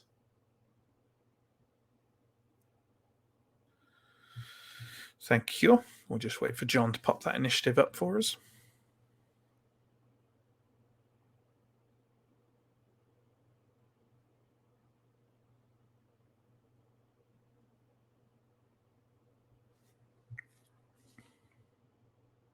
Can't believe I've been my real good dex is not my dump stat, and I am going third I'm going third place in this order. It's upsetting. It's fine. You nearly there, John? Yeah, but Ria goes first. Okay. Sorry, I will need to step away for just a moment as I realize I've left my cat without any biscuits. So he will be terribly, terribly loud in a moment if I don't deal with this. But feel free to entertain our viewers and listeners. Oh my God. Apologies for the animal cruelty shown on this broadcast this evening. Exactly. Like that's going. If anything taints our channel, it's Matt not giving the cat enough biscuits. I mean, I think the cat definitely thinks that's a cancelable offense.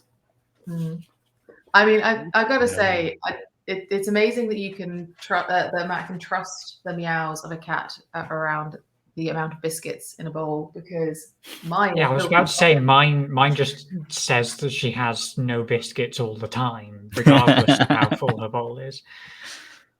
Or it's because they've all just been scoffed and more are not required, not for several hours, but the whining will happen anyway. You are joining us here on Cat Hour here on Telling Tales.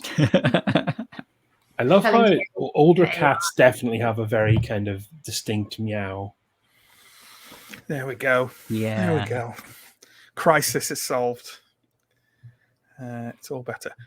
So, Ria, what are you doing?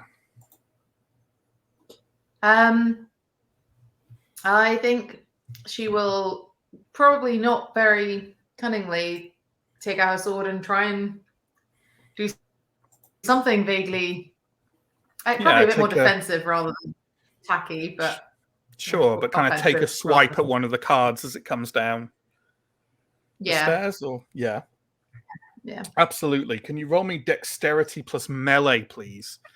And I'm going to rule that. You know, these cards, they're not that fast, but they are quite small. So I'm going to say it's a difficulty 8 to hit them of dexterity plus melee. If I don't have any melee, does that make any difference? Nope. Just roll your No, dex.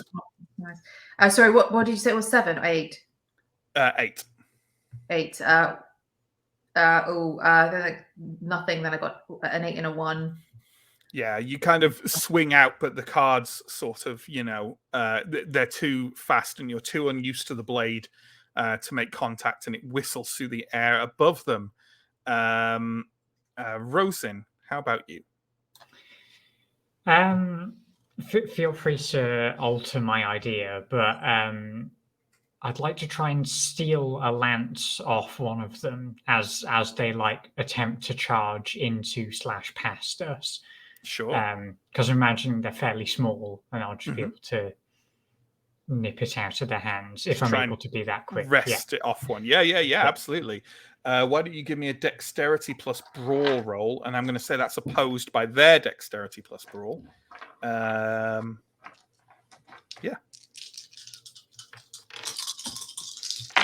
Dropping a die. What difficulty? Wait, if I don't say it, standard. Standard. 3 successes. Yeah. You managed, as one is hopping towards you, let's say, you note that they're all the kings, by the way, if I haven't said that already. It's the king of spades, and as it hops towards you, you just kind of like, almost kind of bullfighter it a little bit and let it mostly go past you, and then just snatch the lance up from it. And the king kind of looks up and goes,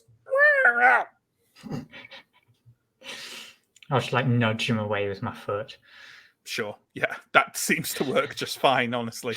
As for the cards, they are going to charge in on the 3 remaining ones of you, I think. And they are going to attempt to strike you in a rather rudimentary fashion. Let's just see how they do. Okay, well, the one of them definitely makes contact with Elena.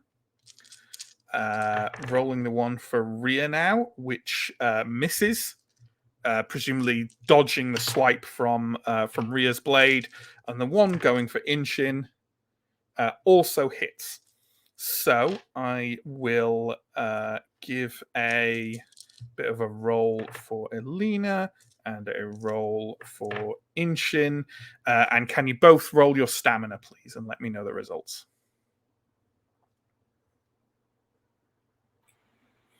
One success. Okay, yeah. Their lances, I mean, they're not particularly excellent offensive weapons, and they both kind of more nudge you than actually, go into you, and basically just kind of like poke into your shins and your knees with an unpleasant pricking sensation that doesn't actually cause any damage. They seem to be gleeful about this, however, and are kind of like trotting around you as if on a horse, kind of like repeatedly poking at you. And it's painful, but it's not going to cause any damage.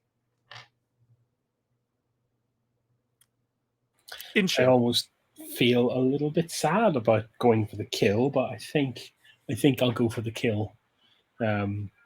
Stabbing one with the tip of the blade. Sure. Could you give me dexterity plus melee roll, please? Difficulty 8. Am I so prideful that I will spend willpower to look cool in front of my friends? I don't think it's a critical enough situation. Plus, sure. I have a great dice pool and only 1 success. Okay. Well, then, that 1 success is enough, honestly. And you know what? I don't think we need to worry about how much damage you cause here, because they're paper chimera. So you stab out with your blade, and let's say into the king of diamonds, and you basically just pierce the card through, kind of, shish kebab it on the end of your sword, essentially. The king like drops his lance and goes, and is just like hanging off the end of your blade rather pathetically. The other kings who are hopping around kind of look at each other and make a kind of noise and start one by one, like leaping off the edge of the stairwell and fluttering away down kind of the gap in between the center of the stairs. I feel a little bit bad about that. Don't. Yeah. What are you doing about the one on the end of your sword? I will give him an honorable death and allow him to flutter to the floor. Maybe they can heal him. Just like fluttering off. Yeah, he flops on the floor and then goes and rolls over and drops down the stairwell. Oh, I feel less bad now, even though they were technically trying to kill us. Anyway, let's continue with care. Yeah, a crap murder attempt is still a murder attempt. Yeah, it's the thought that counts. Yeah. It's funny, Barnabas said they captured a lot of the ones that they couldn't kill, or some reason. It seems weird that those cards. I would have thought the Great Sahari would have been able to. Well, anyway. I mean, this would have been long after Harry's death. This was after. Okay. Yeah, Menahan has only been. It's the last few years that he's been in disgrace. Watching these guys. Oh, okay. So these guys weren't necessarily. I've maybe got muddled up. I thought these guys were released from the menagerie as well. Yeah, they were. They were, but they were Menahans supposedly. Yeah, they were. Yeah, I mean, like in terms of belonging, whether no, yeah, no, they weren't. Okay, so they have continued to put things in the menagerie after Harry's death, just less often and with less success. Yeah, but regardless, the knights didn't have to put them in the menagerie because they were stripped off Menahan because of his disgrace and then sent to the menagerie. Who by you don't specifically know. But. Yeah. Okay. Cool. Gotcha. Okay, so are we proceeding onwards? These particular cards seem to have made themselves scarce. Yeah. Yep. Okay. So proceeding upwards along the stairs as you go, you're now at quite a few levels above where you came in, and all of you, and you don't need to sort of roll to hear this. You can hear a kind of like rather aggravated conversation or argument going on above you between two voices, one of which is rather laconic and definitely speaks of a certain kind of confidence, and the other one more kind of maybe weaselly and controlling, just saying, but I'm telling you, the cards, if they said they were coming, they were just squires. We can't be sure that you could take them all on even a night of your potence, Menahan. You must understand. Maybe we should flee. And also, this one, I don't know how long I can keep control of her.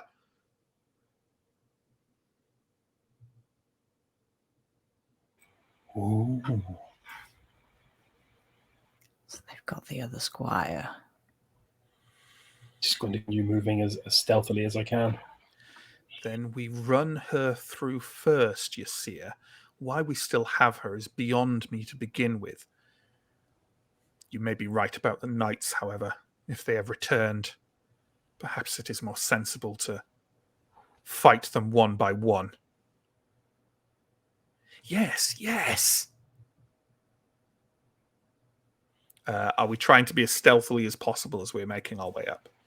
Yeah, absolutely. Yeah. Yep.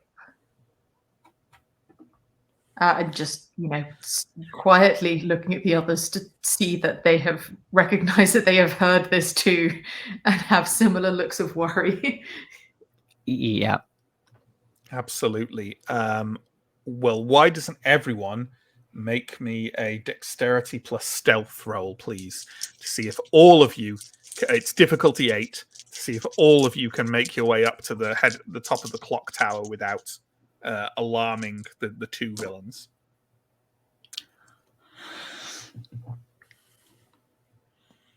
3 from Holly. I don't think it matters based on John's look there, but I No, got probably one. not. Mm-hmm. I botched. Okay, I've got One hooves, for me. guys. I can't be quiet. it's true. How do you do, Inga? Sorry. 1. 1. Okay. Yeah, to a greater or lesser degree, the other ones of you kind of do make it up a bit, like stealthily. But as you know what, Elena, we will go literally with that. There is a fallen light bulb that in years past has like come down on one of these stairs, and one of your hooves smashes it without thinking as you're near the top. You hear Yasir bark, "See, they are coming, they are upon us, and the cards said they were mighty warriors. We must flee, we must flee. Ah! Get off me, you creepy old bastard!" You hear a sort of a cry of frustration, and you hear the sound of a window smashing or some kind of a large glass smashing, and the sound of sort of scurrying feet. Are we still stealthing up, or are we abandoning the stealth? I think we need to yeah, pursue we with need to speed. push up. Sure. You emerge just a couple of circuits of the stairs up to the clock tower room. And if this place is becoming a freehold, this is the center of it for sure. It is a large chamber with a sort of arching dome above it, through which dark vines and odd little leafy plants wrap around until they reach an opening up to the night sky.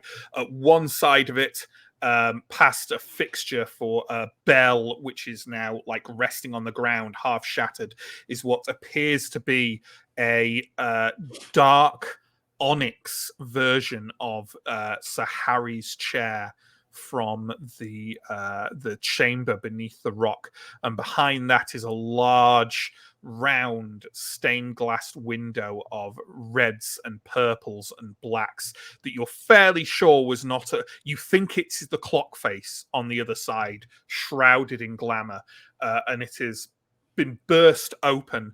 There is a rope, a very large, tough looking rope, bound to the base of the shattered bell on the floor, and you are just emerge up to the top enough to see a figure, a slender, unpleasant looking sluar with long, lank hair and like a drawn out face that almost looks distended.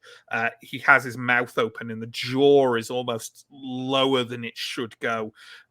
He is dressed in sort of greyish, tattered robes with odd symbols strewn all over them and stains that you might not want to think about.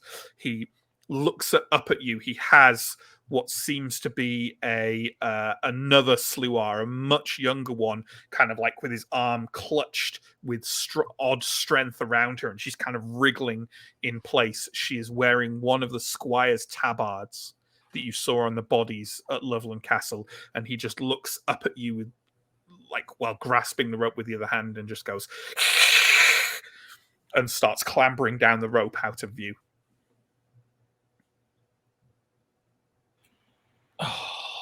Action. What? I'm going to run forward and maybe start trying to... I'm not that strong. Maybe start trying to heft the rope back up. Yeah, you give it a go. As soon as you run forward and grasp that rope and start to tug on it, it feels like it has the weight of 3 people on it, or thereabouts. I mean, what is your strength plus athletics? 4, but I can't botch. No, that doesn't matter. Like strength Yeah, plus okay. like feats of strength are not just determined by what you can roll, but how big your pool is. I don't think it's physically possible Okay. for you to do that. What the others of you? What are you doing, Chris? seeing that this attempt is being considered, I think I'll go and like lend a hand and see if 4 of us can maybe do what one of us can't. Is In there, fairness, what else is there in the room? And in terms of the other squire, would you say it was Squire girl? She's still tied up and like otherwise not able to kind of move or do much. She's just kind of at the mercy still of the other 2. The individual who you assume to be Ysir has her strongly held in his grasp and has already. Both of them have already gone out of the window and are climbing down that rope to the outside. But she is like tied up and otherwise like incapacitated or something. Is she? She seemed to be kind of wriggling in his grasp. Okay. Yeah.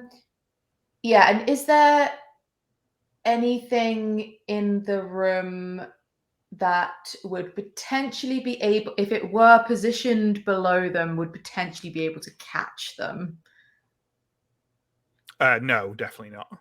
Okay. There's barely anything in the room other than the chair and the shattered bell. Okay. Then I will also go and help. See if I can do anything to try and help with this rope for the time being. Then. Sure. How about you, Rosin? I'm going to wait and see how this goes. I'm not going to join in just yet because I had an action that I was thinking of doing, but Sure, absolutely. Okay, Elena has 4 total in strength plus athletics. How about Inga and Chris? What are your totals? I add 1 to that, so it's right. I also add 1 to that. Yeah, there's absolutely 0 chance of the 3 of you pulling up the weight of 3 other individuals. Yeah. Seeing that, seeing like them attempt to like drag the rope and fail, Rosin is immediately going to like try and fireman pole down the rope. Sure, like get down the rope as fast as possible. Yeah. Absolutely. Why don't you give me a dexterity plus athletics roll, please? Yeah, Rhea was going to do the same when it was immediately obvious that we. Sure. 1 success. Okay. Inga, you said Rhea was doing the same. Why don't you make that 2 successes? 2 successes. You said Rhea was going to do the same. Go ahead and make that roll, dexterity plus athletics. Inshin and Elena, how about yourselves? Yeah, I'll follow down. I'm dexterous enough to make this. Okay. I think I'll do the same. You're going to do the same? Okay. Yeah. Well, make your rolls. And I would say, all I'll say is navigating a rope down to the street from a very high building is probably the kind of thing you might want to spend willpower on if you have a low pool. That's all I'm saying. I rolled before any discussion of willpower, and I probably should have thought about willpower because I rolled 2 1s and a 10. But okay. Oh no. Yeah. Well, you rolled before I said it, so I'm happy for you to retrospectively spend willpower to avoid one of our characters being pancaked.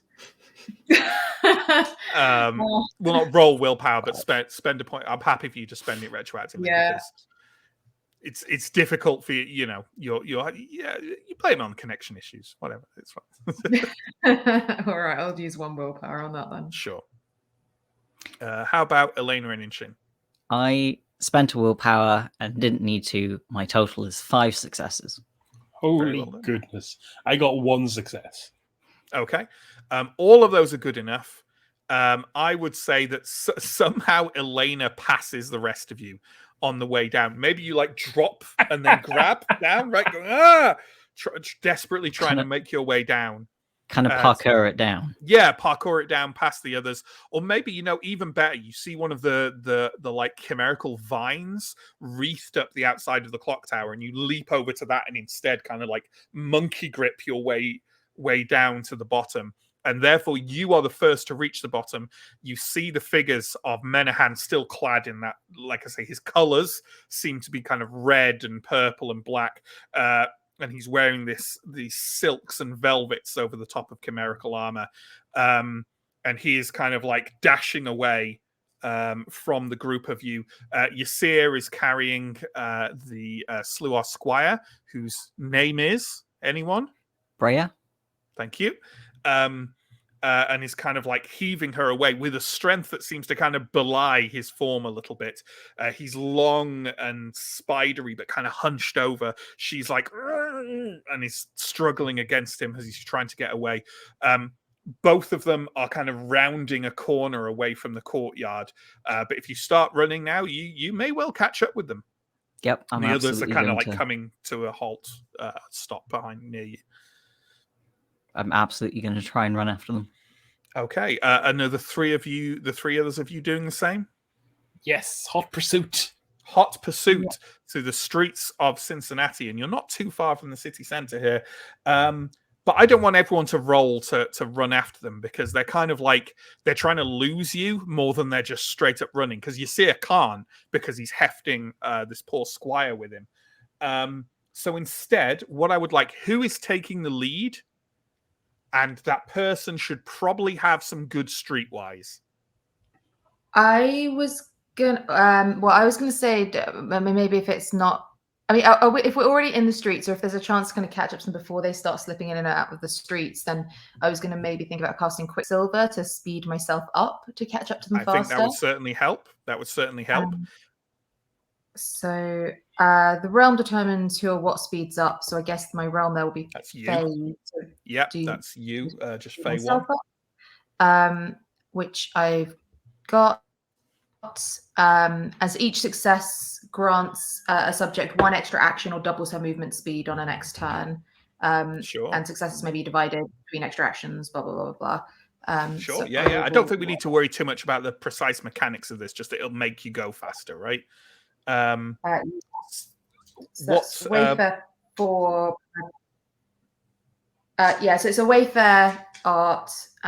Realm is Fae, which is me. So I've got 4 in Wayfair and 2 in Fae. Nice. So and are you using any particular? Are you using any? Sorry, Inga. Are you using any particular bunk? I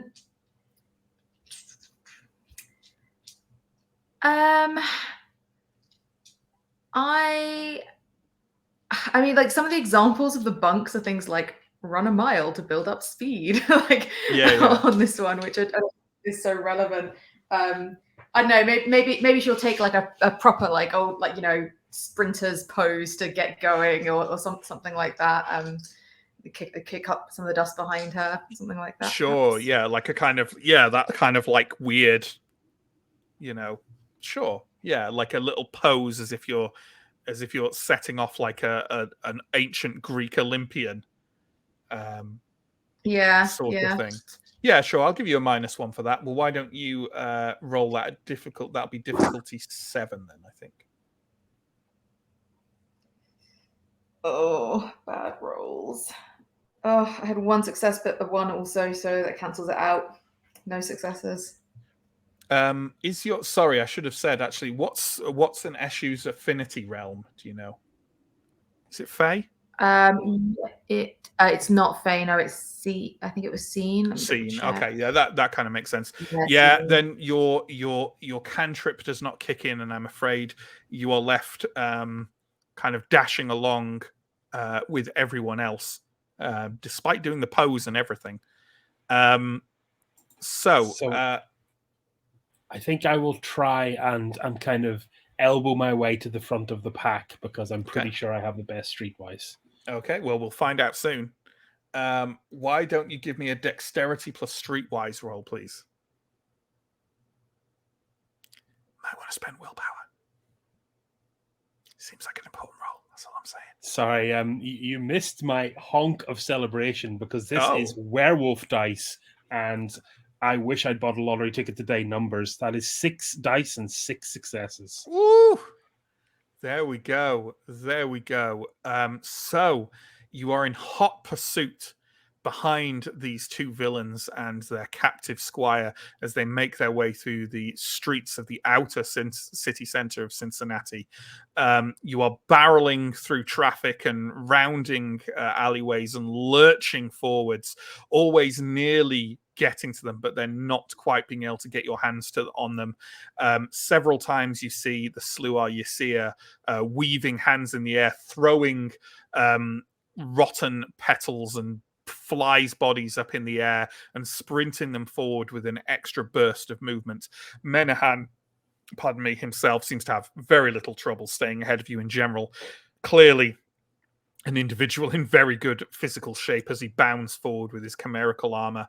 And they are dashing along kind of a main street as you're truly starting to catch up to them. They duck and dive and dodge to the side, the two of them carrying Briar, and they weave into a small car park, up a set of stairs, and barreling through an open, or at least open to the touch doorway of the first building nearby as you are just about starting to reach them. Overhead, a blinking neon sign says Spindrift Diner. Yes! The payoff! Are we heading in after them? Oh, hell yeah. I think so. Okay. You dive into the Spindrift Diner, which is empty at this hour. You know, it did, the sign on the door as you go in did say closed, but clearly they haven't locked up yet. It's quite quiet in there, and you see the three figures kind of like running across behind the sort of the counter, and Menahan kind of slamming his hand into the door leading into the kitchenway to no avail. And I've described this place before, but once more for everyone, it's a very 50s themed diner. There's a pool table over to one side with a big TV. It's shut off at this point. The jukebox is silent, and most of the lights are switched out, but still the ones kind of over the counter and in the windows are still active. Ysir is kind of backing off away from you, hissing again and holding a writhing Briar who's kind of got her hands like tangled in Ysir's hair and is trying to pull his head back uncomfortably. Definitely not going quietly. Menahan like spins back round to look at you all. What?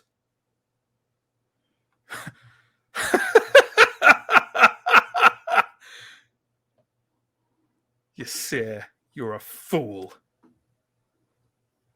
These are no warriors. There is a sharp scrape as he draws a cold iron blade from a scabbard at his side, steps out from behind the counter, sort of throws one side of his cloak over his shoulder to free his fencing arm, stands in a pose and says, "The knights have not returned. These are feckless commoners on some sort of task. Who sent you? The lady? The fool Barnabas? Either way, duel me, if you dare. I am not afraid to shed more blood tonight." He's sort of pacing around the group of you, keeping his blade outstretched at you. He looks very, very confident.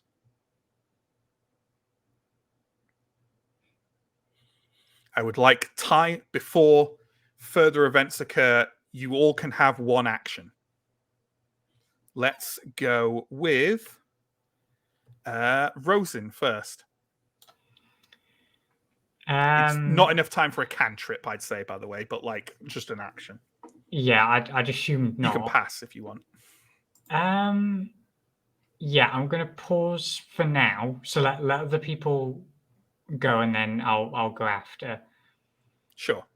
In that case, shall we have? Oh my god, trying to roll. John.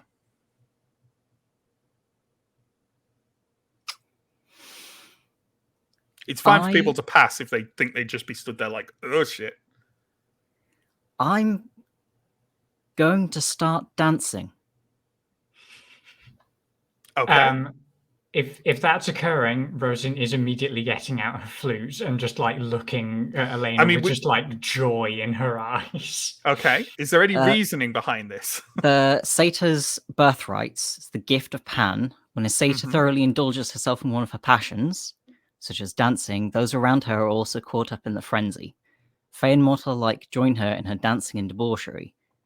It doesn't force anyone to partake in sex or any other activity, but removes inhibitions. I mean, when I said there's no time for a cantrip, I probably mean there's no time for like.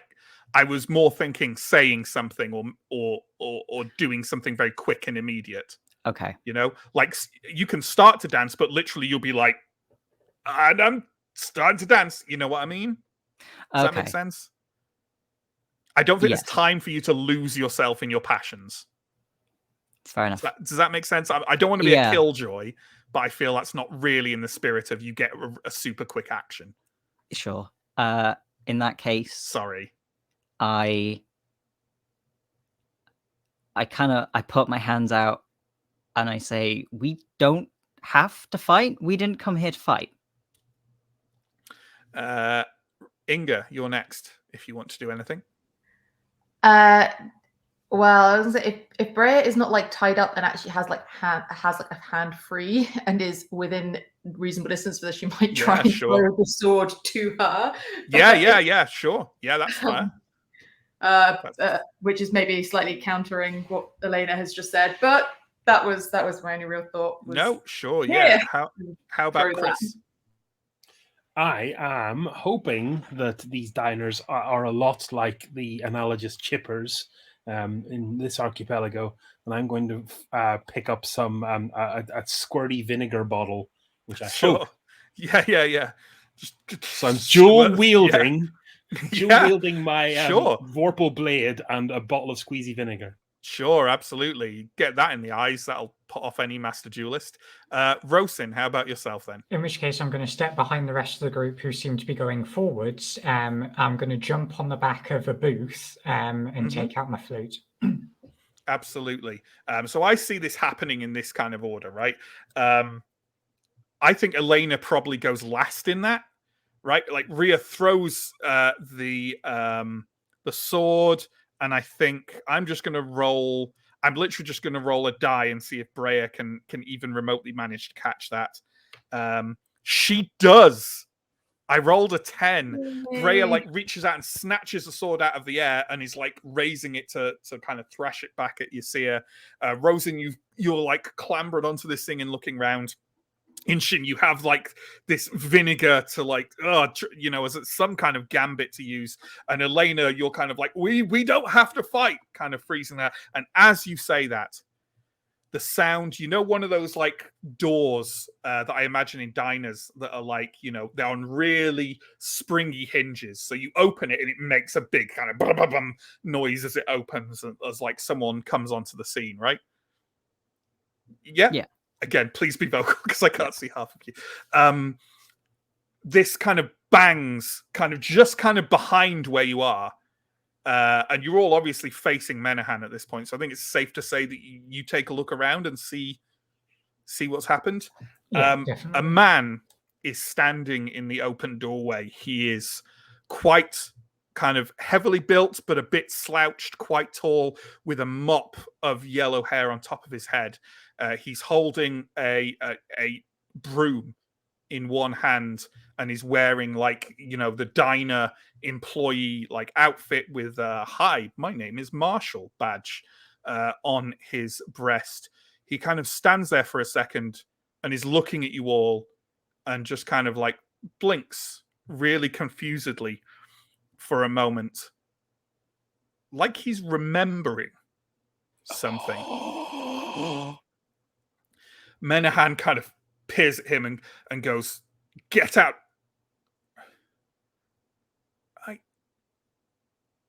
Do I know you?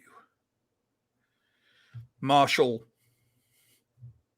blinks again and steps forward, and as he does so, he swells up in height, broadening, his skin turning a azure blue, horns protruding from the top of his head. the shimmering around his broom sloughs off like a snake's skin as a sapphire blade is in his hand now rather than the broom. Yeah. He takes one pace forward and says, "And I know you. I'm not a smart man, but I am a strong one. Put up your blade." He hefts the sapphire steel of his sword in the air. The Azure Knight and Menahan stare at each other across the diner, and I think that is where we'll end the session for the night. Yeah. And that, ladies and gentlemen, is what we call payoff. So, my only regret in all that is I couldn't see Inga and Chris's facial reactions to it. But there we go. We've run a little late on this one. We did start late as well, folks. So thank you for bearing with us. If you've got any comments or questions, sling them into the chat. Otherwise, let me do a little bit of promo. We've got links down below, Twitch and YouTube. Please check us out on the other one that you're not already watching. Links to social media and Discord and Patreon. Please do check those out if you're interested in them. We run 3 weekly series here on Twitch. Mondays is Warhammer, Tuesdays is Cincinnati Chronicles, and Wednesdays is Simbaroom. We also run monthly one-shots. There hasn't been one in August, but there will be 2 in September. One is on the 10th of September and is me running Night of the Hogmen. The other is later in the month and will be Johnny running Call of Cthulhu in space. So there we go. Have we got any questions, John? Incredible payoff, because not just for the Cincinnati Chronicles, because the very first thing I rolled in this game was a peek to look at the aura of Marshall, but also for my entire White Wolf career, because goddammit, even then I knew what a sparkly aura meant, and I sat on that knowledge and I didn't spoil it for anyone. And then tonight, finally, payoff time. See, I remembered that you did that, and I've been waiting for it as well, like quietly, sort of like, you know, every time Marshall's been, I'm like, oh my god, like as a player rather than as a character, being like, oh, Marshall. Yeah, so it's quite good fun to have that. I would, yeah, this scene is the only scene I've had in my head for Changeling until I finished writing Wraith. Like, this is one of the very first scenes I imagined when I put together, like, this first ideas for the Chronicles. So, yeah, it was nice to do it. And then I fudged his lines. I got them wrong. So I am actually crying deeply inside right now. But if it works, that's good. Would you like to retcon it? No, because that would feel like a that would feel like I'm being cheating. It's your one no, small yeah, step for man moment. Yeah. It would feel like I'm being indulged. No, the wrong. Anyway, no, thank you. Disapproving rabbit should be one of our next emoji. Maybe. I think yeah, with all the recent Marshall stuff, like, easy to forget, but oh my god, Edward. Oh, my heart. How wonderful is he? I'm glad Edward was quite a last-minute addition to the story, and I'm very glad I did. I don't know if it comes across that he's voiced by Hugh Laurie, but he's definitely voiced by Hugh Laurie, just so we know. Very good. A fire door left open is definitely an OSHA violation. Yeah, to be fair, I think the Card Factory is way past OSHA certification at this stage, but there we go. We do have a bad history with Legomorphs on this channel. Call of Cthulhu, right? Yeah. Yeah. That was Fingask, right? Inga? I think it was Fingask. Honestly, I'm gonna suddenly be like, I'm not sure exactly which is the Legomorphs. Oh yeah. Fingas. Yeah. Fingas. Yep. Yeah. Good series. Yes. Go watch it. 42. I'm There's trying to- certainly a bottle of ketchup around. Yeah. I'm trying to remember which storyline that was a reference to. Now I think about it, I think the likelihood of there being vinegar in an American establishment is probably pretty limited, actually. I don't think they really use vinegar. If it was Canada, for sure. Maybe it's a Canadian themed diner. Vinegar's Surely fine. surely Mustard mustard would also, yeah. condiment here. Americans in the chat, do you use vinegar? I'm pretty sure vinegar is not a thing Americans use as a condiment that much.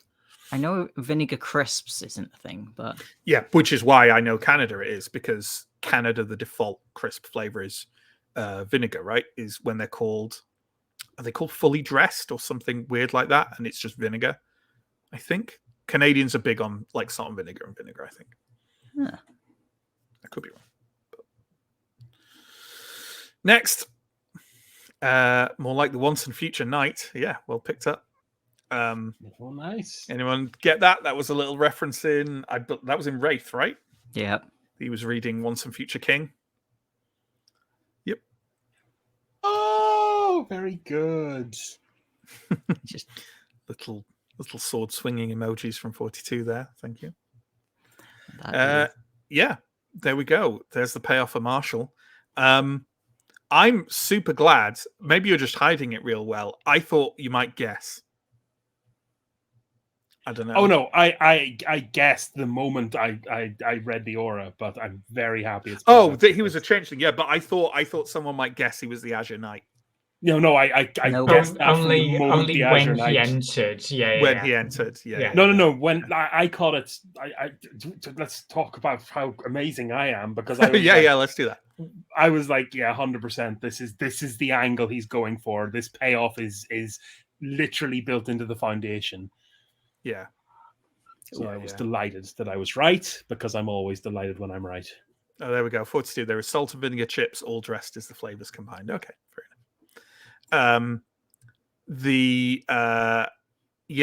One of the things I really liked is because, of course, you might have thought that he was the Azure Knight because he carried the sapphire sword, but it's because he's a troll.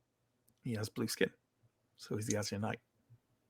that makes sense. Yeah, okay. But none of the tapestries ever had it with a helmet off, you see, because for convenient plot purposes. So there we go. Lovely. There we go. That's quite late enough, I think. Thank you to all my wonderful players. Thank you to everyone for watching. And we will be back next week with the final episode of Changeling the Dreaming. Oh, we're nearly there. There we go. Thanks, everyone. We will catch you soon. Take care and stay safe. Bye-bye. Bye-bye.